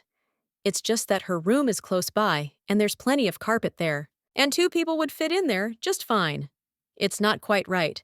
Turetsky started asking what she wanted in that case. Riedel remarked that the butler was important to them. Graham wasn't quite sure who she meant, so the maid replied for her and the mistress. Graham is important to them, so they can't let him get sick or hurt a butler at the entrance. Perhaps only for her, not for them. The scent of cedarwood Graham decided to ask the girl who he was to her. It had been that way from the very beginning. The butler doesn't understand why she keeps running away. It's time to confess the reason she kept running away and talk about it. About the Emperor and rebirth, Riddell noted that it was already late, so she would go to bed. Graham then said his goodnight wishes. The girl knew she would never be able to say it. Riedel runs away because he looks like the Emperor, but she herself understood that this couldn't be true since he was just a butler. He was simply making fun of her, and she was sure he couldn't possibly like her since he was simply supporting her as a colleague. She needs to cool off because this butler will never understand her, because he doesn't like her. So there's no need to tell him. No one needs to know the reason why she's avoiding him. Graham has been standing here for 10 minutes and still doesn't know what to say. Suddenly, Madame Maymore approached him and said hello. The man also said hello and remarked that it was wonderful that she was there, as he had just wanted to say something. The woman was surprised. The butler said that his lamp broke yesterday, so he borrowed a lamp from Riedel, but lost it, so he was wondering if he could ask her to order 2 new lamps. Now the woman noted that it was clear to her why the maid's lamp was in the library. Graham was surprised that she had been there the whole time and sighed with relief. He noted that he couldn't find it anywhere, so he came to tell the maid everything Madame said the lamp was still in the library, and he could go and get it. As Madame thought he was not so simple, she went into the maid's room and did not understand what was happening. She came up and asked the maid what was the matter, and she said that there must be something sharp here because she had cut herself. She saw the glass and horrified asked whose basket it was. The maid said it was Graham's. The woman was shocked and told the gentleman that she had found these fragments in the butler's duvet cover. These are fragments from the lamp, and she is sure that Riedel was in the library last night. The lamp that fell on the bed could not have broken, and he must have broken it himself to cover his girlfriend. The Count remarked that this meant that the two had conspired to deceive him, and that this was so interesting. The woman noted that action needed to be taken, but the gentleman said that it was not necessary, and that she should just leave them. She just needs to keep an eye on them. The woman wasn't quite sure what that meant, and asked again. The Count said that the butler should experience the fire of love one last time before going to hell. Riddell was looking somewhere, and suddenly her friend Eris approached her. She was very scared. She noticed that Eris scared her, and her friend asked her what she was doing there. Eris noticed the butler at the window. Riddell immediately hid behind the wall and said that today was window cleaning day, so she needs to go. Her friend tried to stop her, and I don't understand what's wrong with her. Graham walked up to the window and knocked on it. Eris asked him what was wrong, and he asked if she'd seen Riedel, because he can't find her since the morning, and he thought he saw her in the garden. You didn't understand at all what kind of game of hide-and-seek this is for lovebirds. Eris told him she was going over there to clean the window frames. Graham was very grateful and immediately ran in that direction. Suddenly, Riedel came out from behind the wall, and you asked your friend if he had already left. Eris did not leave, and began to ask if Mr. Graham had done something wrong. Riedel noted that this was not the issue, and that it was time for her to go. If he asked again, she should say that she had not seen her. Eris wanted to ask where she was going, but she didn't have time because the girl ran away very quickly. Riedel, it's good that he's already looking in the garden, so he'll think that he won't be returning here anytime soon. What an idiot she is. If she avoids him like this, he will definitely notice. Well, this is the first time she's felt something like this, and I don't even know how to react. If she'd known this would happen, I would have tried to start a relationship with someone. It's not her fault that she never dated anyone before. And it's all because of that stupid emperor. Riedel wants to see Graham, but she can't. She wants him to know how she feels, but at the same time she doesn't. She feels so bad, and her whole face is burning, but she decided to lie down on the bench to get some fresh air. Graham burst into my lady's room. She couldn't understand why he was rushing out like that. The man, terrified, said he couldn't find Riedel. Milena asked him to be quiet, go inside and close the doors. He searched the entire mansion, but she was nowhere to be found. What if she'd been kidnapped? Milena told him to lock the doors.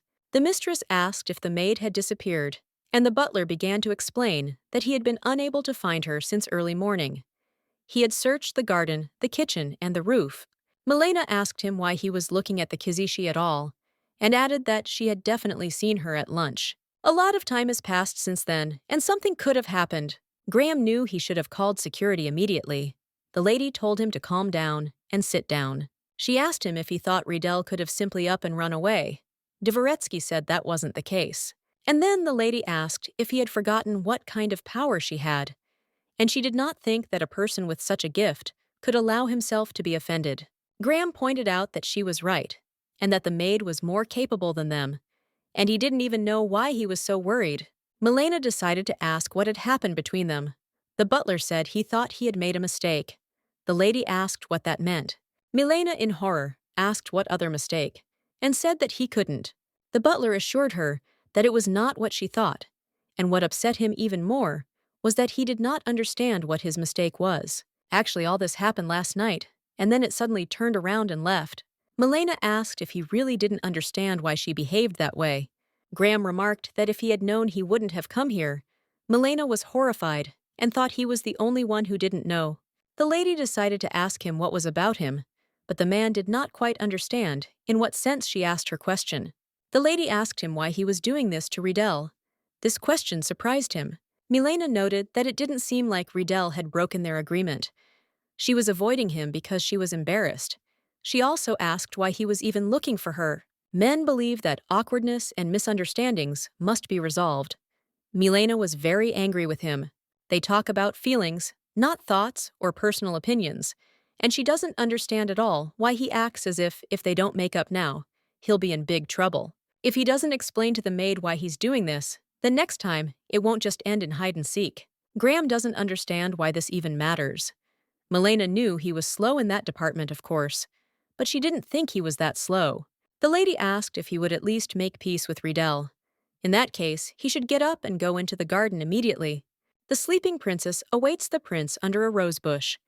The butler immediately went into the garden after his mistress's words. When he arrived, he saw her sleeping on a bench. He lifted her head and placed her on his lap. He had no idea when it would happen, and when he would begin to understand what she felt for him. He also wondered when she would stop being afraid of him, perhaps now. At that very moment, the maid woke up. Riedel noted that he woke her up. In fact, she woke up because she almost fell off the bench. The butler told her to sleep, but the girl said she didn't want to anymore. But Graham insisted. So Riedel agreed, but it was the hard thigh touching her neck, and the hand closing her eyelids, and the smell of cedar wood. The girl said that she was just sleeping, and left, because he would start looking for her. She tried to run away, but Graham grabbed her arm and asked if she was going to continue avoiding him. The time had come. Dvoretsky wondered if this meant that their contract was over. Riedel was shocked that the contract had expired. Dvoretsky remarked that it would have been better if she had honored it. The girl tried to stop him and said that the contract was not broken and it was not finished. Graham asked why she was running away from him. Then he was at it again. Riedel said that there was someone she was very afraid of so much, so that she was afraid to see his face again. And by the way, he looks like Graham. The butler was surprised and asked if he looked like him. Riedel said no, and the more she looked at him, the less they looked alike. The man understood her and decided to ask if everything would be okay if she didn't see his face. Riedel, God, I started asking what it means that she won't see, because she will always see him. Graham said his face made her remember. But she said that was a long time ago, and now he just has a beautiful face. So he doesn't have to worry, he's too handsome not to look at. Graham asked her if he really was handsome, and the girl confirmed it, and asked how many times she had to tell him Graham needn't worry, because he was very handsome. The man asked if it meant summer, and that she would no longer avoid him. Riedel said probably, and Graham remarked that it was just great. Dinner's almost time, so the maids better hurry. The girl remembered that she was supposed to be washing windows on schedule. The girl said that in that case she would run away, and Graham stood there all red because she said he was handsome. The man thought he had caught a cold because he suddenly felt so hot. Royden was very happy to see Redal. The girl also noted that they hadn't seen each other for a long time. The guy wasn't interested in how she was doing, since she looked thin, so he was interested in whether she was eating well. Well, the butler came up to him and told Mr. Royden that he would show him his room. The guy was grateful, but there was no need to do that because Redal could also see him off. The girl said that the butler should show him the way, since she needed to take care of the snacks. Eris, delighted, began asking her friend if this guy was the artist who would paint the lady's portrait. Riedel confirmed this and said his name was Royden. Her friend remarked that it was such a beautiful name. The maid asked Eris if she could take this to the mistress's room. She needed to meet Mistress Eleanor. The girl said she could be relied upon. Although there was still an hour before, that Riedel sat in the garden and thought, "I'm trying to find out about Graham's magic." And the traveler, she fell in love with him. At least the misunderstanding with him was resolved. Suddenly, the butler approached her and asked what she was doing there. Riedel was very scared and started asking him what he was doing there. The man mentioned he needed to meet someone. Ardal was completely shocked when she saw Graham simply sit down on the ground. She wasn't sure he was okay. She also noted that she was also waiting for Mrs. Eleanor. Graham asked if she was interested in Glastonbury. He heard from Milena that she had been interested in the traveler. The maid didn't quite understand why he was even asking. They were researching the traveler's abilities, his origins, so he was surprised. Riedel noted that to understand what kind of sword it was, one needed to know more about the blacksmith. She tested his abilities on herself as long as she could stand it. The maid told him not to laugh, and Graham immediately apologized to her. He also said that if she was interested, she could just ask him directly. Riedel asked him if everything was okay. Graham didn't quite understand what she was talking about. The girl said he was just acting differently today. Graham was surprised because he thought he was acting like he always did. The girl was very scared when she saw him, and later he started to ooze black mucus, and he turned into a huge snake. She started attacking Riedel.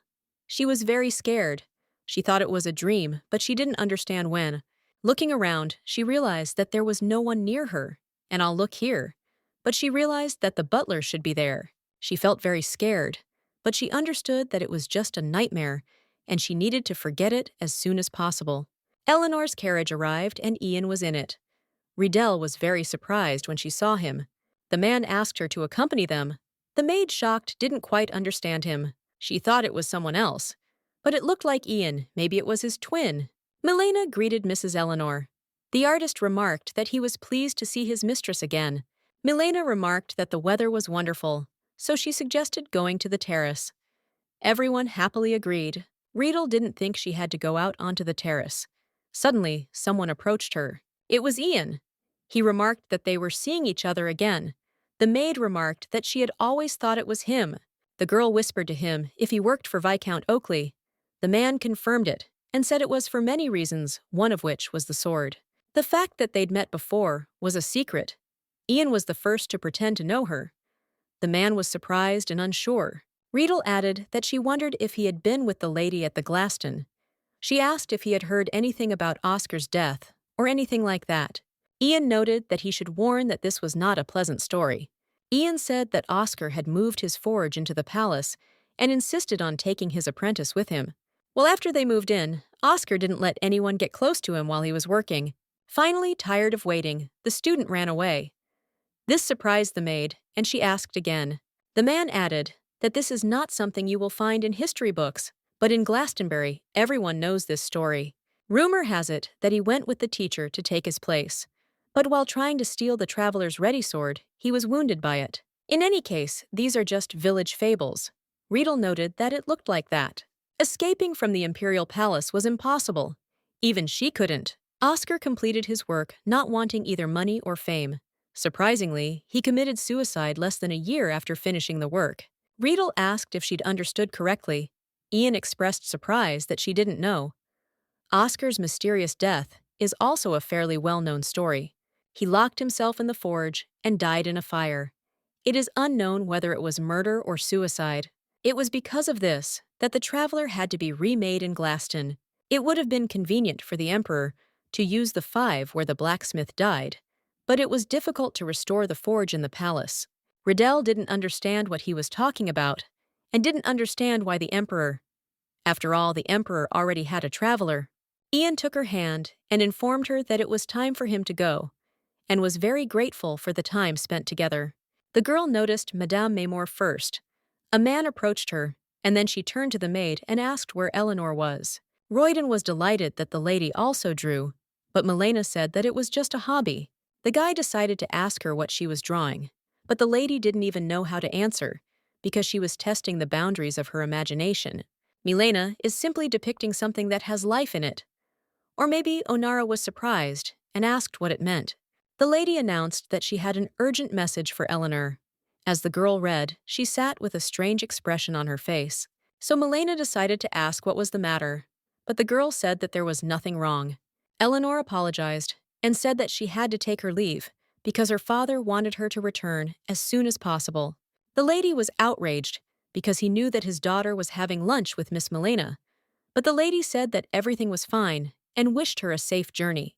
Royden announced that he would go too, adding that the portrait would be finished next week. Milena didn't mind and also told him to be careful on the way. The artist added that he was interested in whether he would be able to take a look at Miss Milena's painting when it was finished. This surprised the lady, and she asked again. Royden said that this was also an important part of the artist's work. Royden is inspired by free strokes, bold expressions, or new color combinations. Milena apologized and said that she felt awkward showing the painting to anyone. Royden believed that this was not right. He liked everything that contained passion. He also added that those who are lazy should be ashamed. They are the ones who express their talent. Milena noted that if he said that she would definitely show it to him when the opportunity presented itself. The man was very grateful, but the lady thought it was a trifle. Royden added something that doesn't exist in reality, but she can see, feel, or even touch in her imagination. It's amazing. The mistress went into the room, and her maid Riedel was already there. She was surprised that the mistress had returned so quickly and asked her when she should bring the paints. But Riedel noticed that her mistress was acting strange. Milena said she shouldn't tell anyone about it. The maid didn't quite understand what she was talking about, but the mistress opened her painting and showed it to her. Riedel was shocked that the lady drew it herself. It's simply amazing because it looks like it's alive. She also asked who it was, but the lady didn't think it was important. Riedel noted that she simply did not remember seeing this boy here. Milena confessed that this was her first love. At first, the maid reacted normally, but when she realized it, she became very embarrassed and asked again. Milena didn't understand why she was so surprised. She probably thought that she couldn't like someone. Riedel didn't mean it that way and asked what he was like. Milena said he was an ordinary boy, restless and noisy. As soon as he opened his eyes, something would happen to him. He'd show her how many frogs and lizards he'd caught. He stubbornly followed her everywhere, but for her, he was special. It was hard for Milena, and she cried a lot because of him, but she was still happy. After all, without his smile, she wouldn't have been able to cope with many things. The maid will notice that she still likes him. The lady did not quite understand what it meant anymore, because she had never forgotten him. The lady added that she learned to draw, so as not to forget him. He can be sick for a long time, but it only takes a moment to forget. Something that doesn't exist in reality, but she can see, feel, or even touch in her imagination is amazing. No matter how bored the lady may be, imagination is just an illusion. Milena wanted to say from the maid that she should appreciate the time when she can say that she loves and not refuse him like she did. Riedel was very embarrassed and didn't want to believe that her mistress knew everything. She also asked the maid if Ian had come and delivered the answer. Milena said that let what happened today remain between them. Riedel didn't mind. She didn't expect to hear the story of her first love, and she didn't want to believe that her mistress could notice her feelings for the butler.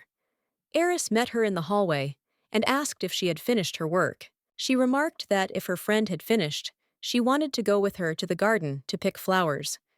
Riedel didn't quite understand why she was doing this all of a sudden. Eris said that the first flowers to bloom in the summer are cut off and thrown away. It's a shame, but if she wants, she can take them for herself. This year, the lilacs are blooming beautifully, and a friend also asked her if she knew what lilacs mean. Riedel didn't know, but Eris said it was first love. The girl had no idea what had happened to everyone today. A lilac has 4 petals, sometimes 5. If you eat one of those petals, her love will never fade. Eris asked with a smile If they would go, Riddell remarked that she thought nothing would happen if they tried.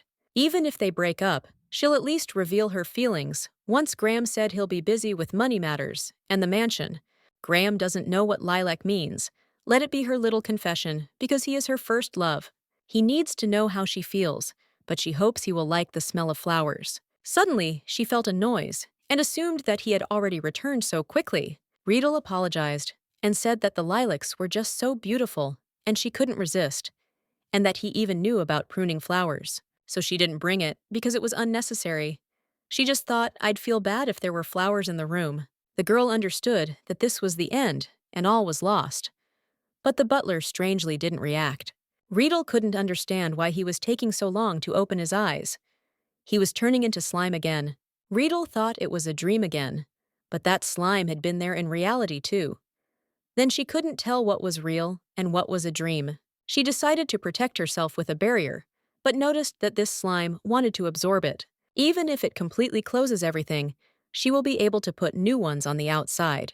Riedel can destroy slime by squeezing it between two walls. Suddenly, someone behind him said it was funny, and he also asked if that wasn't enough. It was the Emperor. He was asking what was wrong with her. The girl said that she was simple, but the gentleman said that he did not need any excuses and began to pester the traveler. Riedel began to apologize and ask for clemency.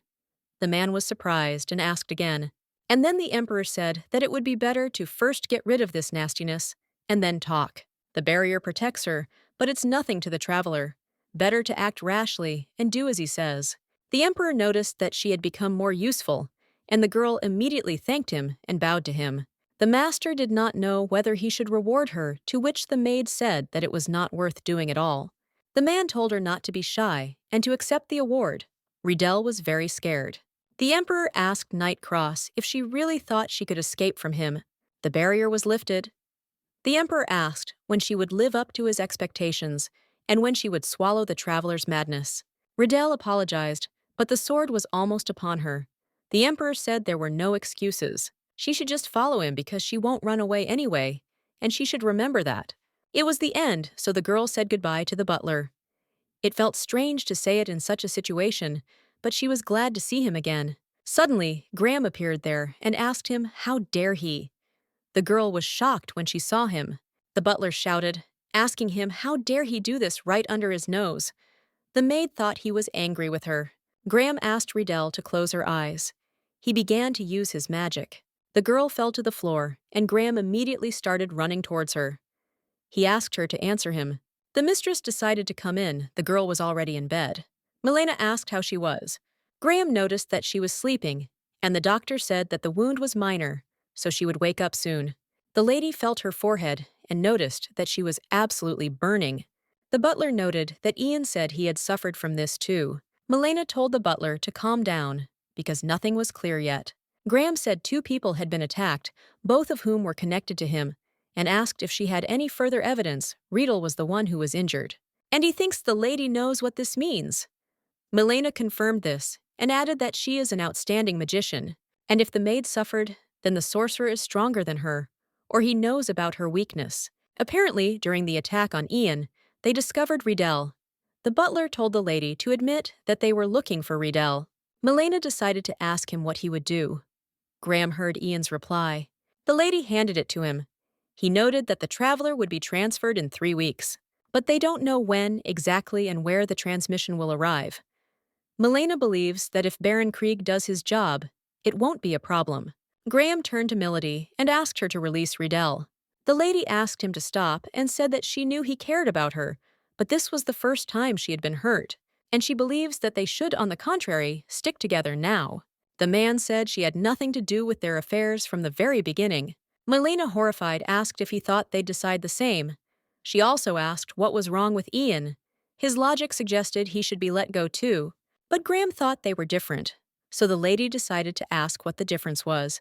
The butler said he wanted to let the maid go, not because she was attacked, but to find out their purpose. He doesn't know if they really want Riedel or if they're just trying to get to him. If they want the maid, they'll try to get her at any cost. But if they came because of the butler, then he will simply thank God and let her go. The lady couldn't tell if he was serious. The man asked her again, Blynn pointed out that if he was going to ask her with that expression, he should do it himself. The lady had no idea who he was to have done such a thing to their Riedel. She decided to find out. Riedel opened her eyes and felt miserable. The butler was sleeping next to her. When she saw this, she became very embarrassed. She immediately stood up. Graham suddenly woke up and didn't understand what was happening. He told her not to move and to lie down, as she had lost a lot of blood. "It's true, Graham," the girl decided to ask what happened. The butler said that he didn't know and that she needed to sleep, but they could talk about everything tomorrow. Riedel came to ask what had happened to the flowers. Graham didn't think it was important now. She must have been hurt. The girl herself understood that now was not the best time to ask about this, but she was most interested in where her heart was, which she wanted to trust the butler. Graham said she was hurt, but she kept asking about the flowers. The butler asked her to sleep and not to strain herself. The girl fell asleep. When Riedel woke up, she saw a pot of flowers next to her. Graham was very glad that she had woken up, and he also asked how she was feeling. The maid noted that she wasn't feeling well, but she had a lot she wanted to tell him. Graham said she should eat first, and then they could talk. Riedel tried to object, but the butler told her to sit still. She felt very awkward, but the butler's concern was so pleasant. Graham asked if everything was okay. She really did feel better. Graham got married. Riedel didn't understand what he was apologizing for. He pulled out something and asked her if she remembered it. She said it was their contract and didn't understand why he'd pulled it out. The butler said there was a problem with him. Secondly, Graham guarantees Riedel's safety in any unforeseen situations that arise during the process. This point remains in the body even after the person has achieved their goal. Milena told him about the black object. She saved Ian from it last time. He doesn't know what it is or what it's used for, but she suffered after their agreement was made. If their arrangement puts the maid's life at risk, then he can't continue. Riedel asked him to wait because it was an accident. It would not have happened if she had not gone into the butler's room. The girl suffered because of her confusion, but Ian is okay. Graham noted that the agreement no longer made sense and asked if she remembered why she signed it. They highly valued her abilities and offered her a contract if they knew she wouldn't be able to defend herself. Then they would never have put her in that position. Riedel didn't understand anything at all, and she was also curious why he was looking at her with the kind of look one would use when looking at useless and pathetic things. His gaze was as terrifying as the Emperor's. Graham declared the contract no longer valid and tore it up. He said that he would tell Milena and Madame Moi and began to leave the room. Riedel didn't want to believe that it would all end this way, so she grabbed the pieces of the contract and started crying. She couldn't even admit that he was her first love, so the girl simply cried uncontrollably.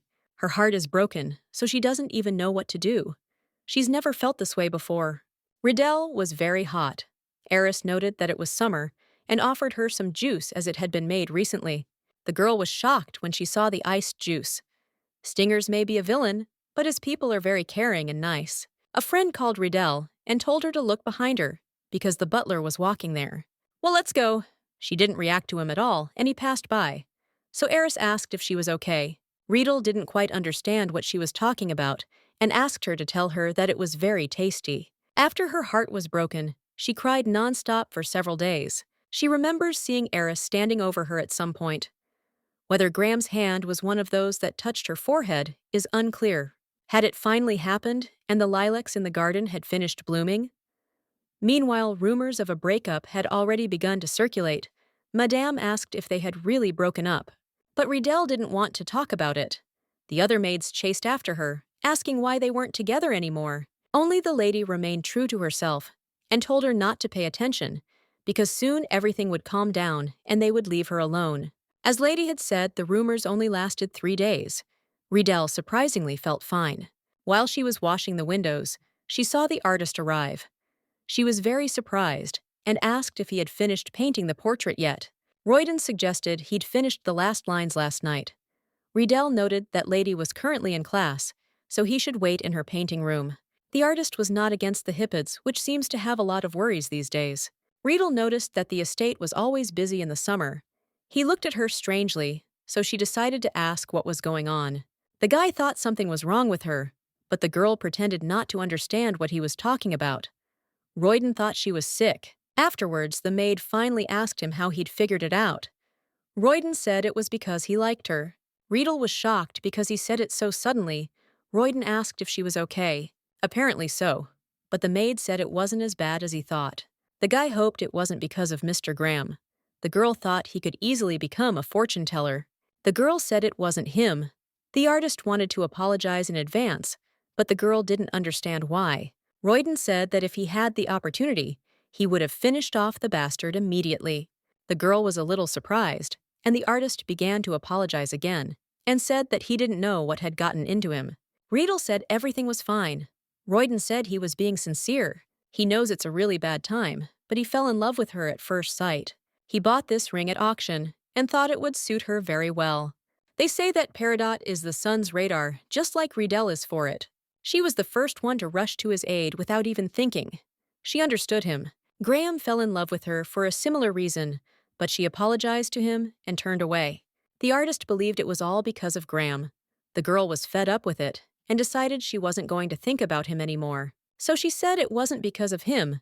Riedel repeated that she had said no. And from now on, the butler was a complete stranger to her. Therefore, she asks him not to talk about it in her presence anymore, otherwise she will be angry. Royden noticed that he constantly makes her angry. Despite all this, he asks her to accept the ring, introduced, bought it for her. Riedel tried to explain to him that she couldn't accept him. The boy said he would soon leave this place. Riedel began asking if he was leaving, and if so, where. Royden told her that if she wasn't going to go with him, she should just accept it and not ask him anything. Since he left the imperial palace, he had nowhere to return to. However, after meeting her for the first time, he thought about sitting down somewhere. No. Even if he didn't sit down anywhere, it wouldn't matter if she was with him. Riedel burst into tears and began to apologize. She knew she was in terrible trouble, because even as he confessed, she was thinking about Graham. Royden asked her to look at him and not cry, because he was okay. Riedel continued to cry and beg for forgiveness. The guy said that he was the one who was heartbroken, so he didn't understand why she kept crying, and the girl kept apologizing. He said that if she was going to cry like this, she should come with him, but Riedel said she couldn't. The artist noted that it was so painful, and that his heart was early. Riedel smiled, and he noticed that she was much more beautiful when she smiled. And of course she was beautiful even when she cried, but still. Riedel asked him to stop making fun of her. He eventually asked if they should be friends. This question led her astray. Royden said they are friends who can check in with each other, even if they can't see each other often. Riedel didn't answer, but he assumed she agreed, so he jumped into her arms and was very grateful. The maid asked him to wait, but he said that he would write to her often about where he would go to me. Suddenly, the butler entered and grabbed the artist's hand. He told him not to touch the maids of the Stinger's residence so unceremoniously. The artist begged to be let go. Even the maid told the Turk to stop, as he would break his wrist. Riedel continued yelling at Graham. He's an artist, so if he has problems with his wrist, it's going to be bad. Turetsky let him go and said that he apologized, but would not tolerate guys approaching his girlfriend. Riedel couldn't understand why she was suddenly acting like this. Royden said he was simply sharing his feelings, honestly and openly. He is free to share his feelings, but to demand that his feelings be reciprocated is a crime. Graham showed him where the door was. The artist said he'd better leave, so he apologized. Riedel pushed the butler away from her and asked what that just was, and what it all meant. She wanted to hear the answer immediately, but the butler only asked if she loved him. The girl said that this was not the problem now, but the man said that for him it was a problem, after which the girl asked why that was so. Why is this a problem for him? She's happy with it, so Riedel will leave. Graham said not to him, but the maid told him it was none of his business, since their contract had already been terminated. The lady called the butler. He seemed lost in thought, then asked where they had stopped. Judging by his condition, it seems he and Riedel have fallen out again. Milena pointed out that he should first read Ian's letter. Viscount Oakley's actions were suspicious. The man noted that he had written that the Viscount was trying to sever ties with the Earl. It seemed something had happened that time Miss Eleanor had suddenly left.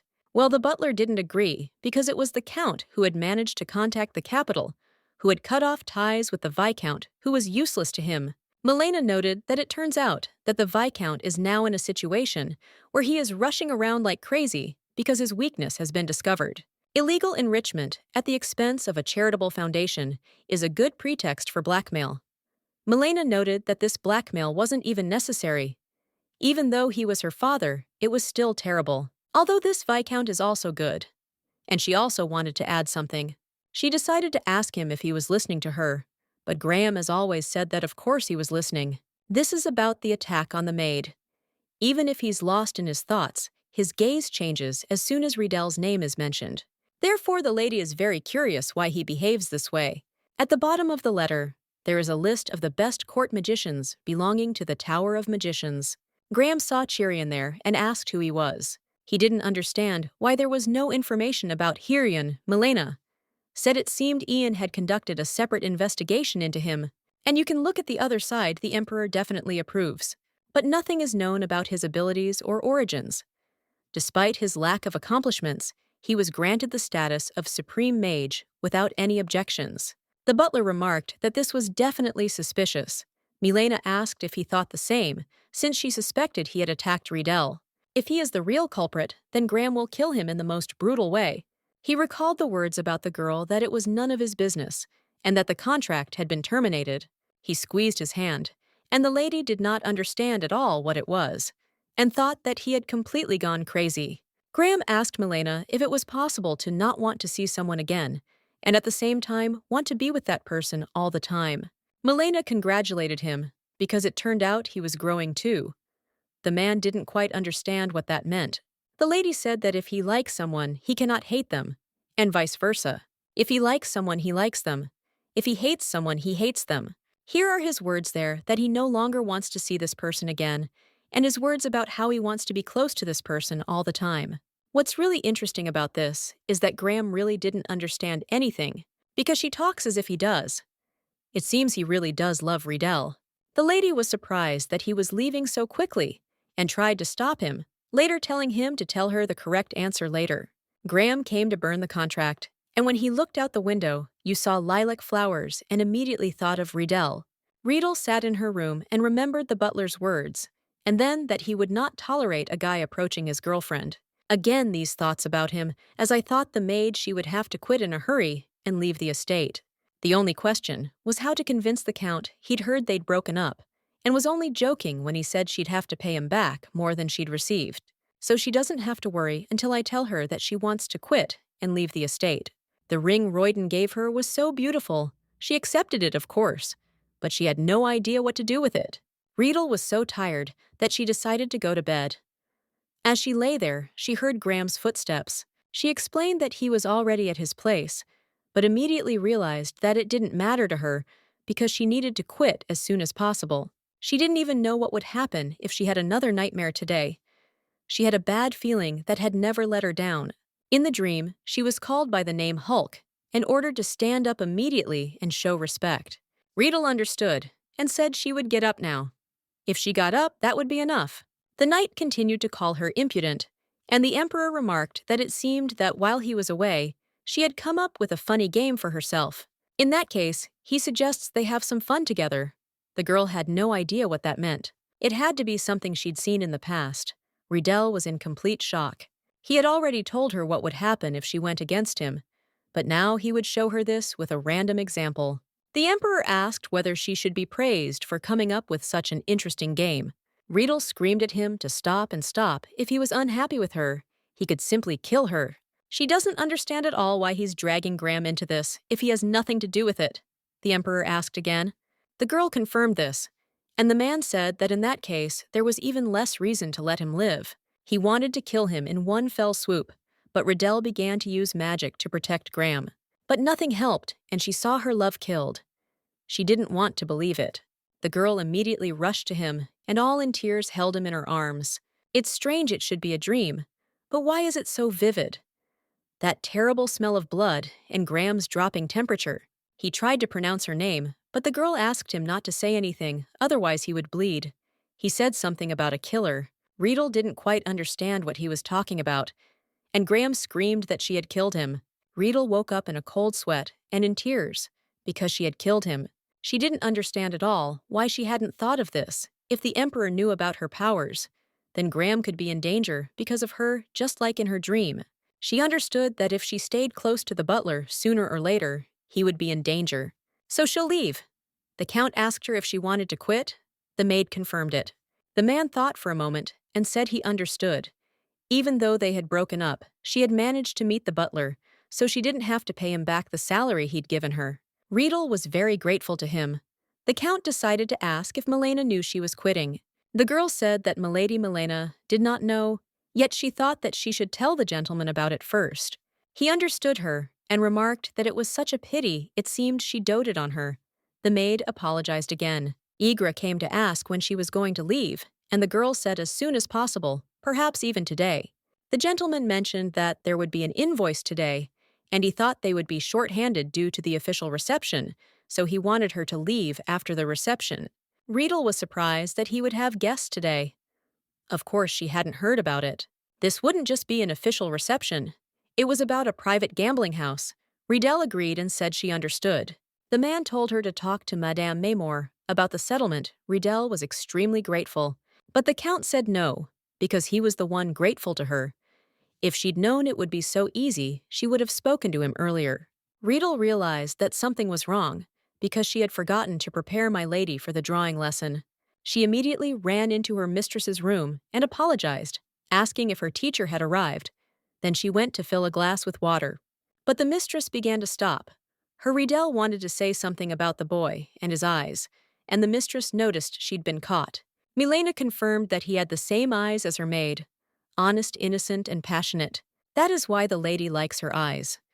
When she sees her, she immediately remembers her first love. Riedel was grateful to her, but the lady did not understand at all what she was thanking her for. The teacher arrived and began to apologize for being late for class. The lady greeted the teacher. Riedel felt a strange sensation. In any case, she must tell my lady about it. The girl decided to do this after her classes ended, and after meeting the guests. The maid couldn't understand where so many carriages came from. There were simply an immeasurable number of them. It seemed they had finally arrived. The Count, horrified, asked what they were doing and why they weren't greeting the guests. The maids immediately bowed, but they did not understand at all who these people were, and they felt danger. Riedel noticed an emblem of a sword among stars on their robes. It belonged to the Emperor's personal guard and the spellcasters from the Mage Tower. Since they are dressed in a mouth, it means that they are from the Tower of Magicians. Riedel realized that she needed to run, but suddenly someone spoke to her. It was the Count, and he was asking if she had forgotten his request.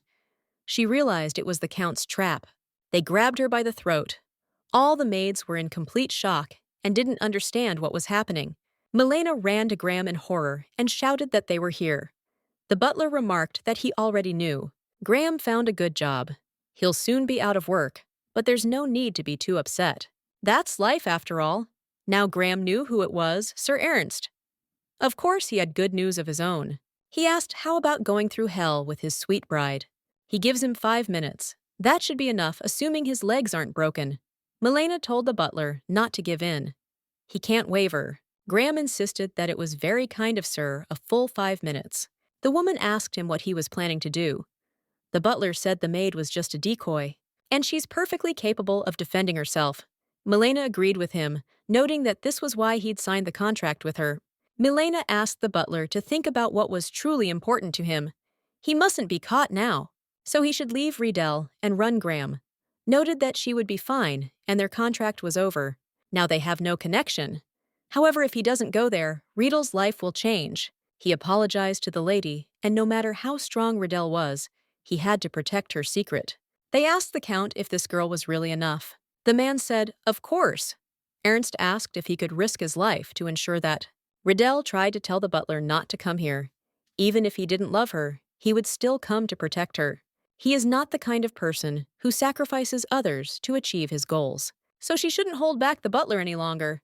Sir asked why he didn't go and spout this nonsense there. Riedel remembered the man. It was Lexter Ernst. He always watched from behind the Emperor, with a grim expression as she knelt before him. This man was a spellcaster who was so mad with power that he even tested the potion on his own body. 3 minutes, Sir was asked to wait. The tracking spell takes 5 minutes to activate. The man noted that he could have already escaped, but they reported that they had installed a mechanism that detects magical forces within a 50-meter radius, so if he had escaped, they would have received word. He was so sick of this 4 minutes. The leader said they would be severely punished for any unnecessary casualties beyond their goal. Ernst shouted that they didn't know his face or his origin. They only knew that his name was Hirion. Their traitor had been personally appointed by His Majesty. The Emperor Riedel was surprised, as she had thought Ernst was the current traitor. Finally, 5 minutes passed. Riedel didn't even know who else knew how to meekly endure. Even if her grave is discovered and her words are locked in the Mage Tower, it is her decision. Ridgecross's decision to protect Graham. He was ordered to release the girl immediately. Finally, he showed up. The man hit the maid's shoulder with the ball. He told her to leave him alone. If she tried to pull it out, it would hurt even more. The butler was utterly terrified and called out to the girl. Ernst asked Graham if he could see. The man told him to let the girl go immediately. Sir said he couldn't, and asked him if he thought he didn't know what it meant when he took off his gloves. Whatever one may say, only the wielder of Hirion can draw the sword.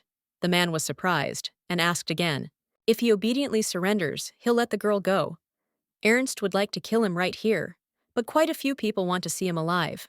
Graham agreed and gave in. Riedel screamed at him to stop. Ernst noted that he never bowed his head, even though his days were now numbered. The sword was pulled out of the girl's shoulder, and Riedel noted that it did not hurt her at all. Judging by the fact that there was no wound left, it was a magic sword. Graham asked her if she was okay, and if she was hurt. He is such a fool, and she doesn't understand at all whether she should even worry about her now. Riedel didn't understand why this had happened. She started crying, and the man said it was because it was his duty. Ernst ordered Idges to hang on the leader's every word. He wondered if Leader Hirion would understand if something unpleasant happened during the mission. Riedel noticed that his gaze reflected envy and a perverse desire for a display of power. Graham was in danger. Meanwhile, Milena decided that since she couldn't stop the butler, she should at least find the Count's ledger. She must have been somewhere in his office. While she was searching, she found a mirror which she broke. There was a ring inside. Suddenly, she heard loud screams and immediately ran downstairs. There she saw Riedel, and Graham Ernst, horrified, asked what he had done to his claws, which were made of dragon's blood. He couldn't believe that he could so easily handle the power gained from the mana product made from dragon's blood, because the dragon's claws can pierce steel in the blink of an eye. He shouted that he would make her regret this. But she covered herself with a barrier. Graham screamed, but the girl said it was okay. It was her choice. Now the man knew she was a sorceress. The girl smiled and asked if he hadn't seen this before. Ernst noted that young people at this time see no boundaries. Riedel asked if he really thought they see no boundaries. After all this is said by a man who out of greed drank the wrong potion and lost his virility, Sir, horrified, began asking what she was even talking about. Riedel pointed out that the dragon he'd drunk the potion from was a female. The man shouted that it was complete nonsense. Riedel noted ironically that it was a secret, so she apologized. Well, by the way, revealing his secret is indeed fair since he revealed hers. Ernst started shouting that in reality everything was not like that, and she was just a little scoundrel. She pushed him away with barely a finger's breadth and asked him to use his wits as well as his strength. She asked if she knew, and she said that in this place magic is the law. She had no idea what they were teaching them now in the Mage's Tower. Riedel didn't quite understand what to do. There were too many of them, and it would be difficult to remove the magic handcuffs. But Graham freed himself. The girl was completely shocked when she saw it and began asking him how it happened. Ernst decided to use magic against her because he realized that she was a spellcaster who created barriers. He noted that it was a suitable ability for a girl who couldn't attack and simply hid in fear. Riedel noted that he was not insmart, but simply an idiot. She suggested to the butler to escape, but he winks that, to be honest, the entire mansion is under a spell that tracks magic, so it's impossible. Graham told her to wait a bit, because he was going to try to cut something. Ernst asked what was going on, because they were acting so arrogantly, and in the end, they ran away. Riedel noted that in any case, escape would take time. Dvoretsky agreed. Sir asked if they thought they could compete with him with their defensive magic. Riedel asked him why he assumed she could only defend herself. She began using magic against him. Graham remarked that it was excellent work and added that he too had everything ready. He told her to hold on to him. Riedel thought that's what people usually do in moments like this. The butler told me to hold on tight and not let go of him no matter what happened. Graham did use magic, though. It's a slit in space, and the girl isn't sure if that's possible. He told them to go with him and hold on tight. But suddenly, something strange appeared in front of them. The man remarked that it was such a pity considering it was almost over. He noted that Sir Ernst had sacrificed himself, and he didn't even know what to tell the leader. Graham realized it was Iges's doing. He remarked that it was a good thing they hadn't used magic too hastily. However it seemed, it would still be futile. Graham noted that his attempts to stop them would be in vain. Iges added that it wouldn't be in vain if he could delay their escape, even if only for a short time. Especially that lady hiding behind him. Riedel knew she needed to move. The butler told her to remember that she was much stronger than she thought, so she must erase everything that stands in her way. Graham smiled at her. Seriously? He praises her so much, she can't help but like him. Riedel promised she'd remember that, although it was cleared so they could go. But suddenly someone stopped them and asked them to wait. It was Milena. She threw her the ring and shouted for them to leave quickly. My lady blew them a kiss as she said goodbye, and they began to enter the portal. Milena was sure that the two of them had escaped safely, so now all that remained was to see it through to the end. Riedel opened her eyes, and the butler told Dennis to move, otherwise she would feel dizzy. Riedel asked him what had happened and where they were now. She believed they were in Glastongram, confirmed this, adding that she briefly lost consciousness as they passed through the space. Riedel felt such relief. It wasn't a dream. Graham really was with her. The man did not understand at all why she was smiling. The girl said that it was just because they were here to pick up the traveler. But Graham said they were too late, and he had already picked up the traveler. Riedel didn't want to believe that Cedric Isildur Igrian, the current emperor of the Mutos Empire, and his twin brother had done this. Riedel decided to ask Graham who he really was. Graham Sarek Igrian. The man said he was the man who almost became emperor 2 years ago. 2 years ago, His Majesty, the previous emperor, passed away, and he and Cedric went through the trials of the traveler together. Graham was surprised when Cedric said he would be the first to pass the traveler's trial. He had envied him since childhood, but lacked the courage. When Cedric pulled the traveler out, he was about to acknowledge his authority. However, just as he was about to kneel, he noticed something. The real traveler was still in its sheath. Perhaps a spell had been cast on it to deceive people's eyes. Riedel asked if he was saying that his brother had deceived the people to become emperor, but he had no idea how the butler had found out about it. Graham said it was made possible by this. It's scary, but quite useful.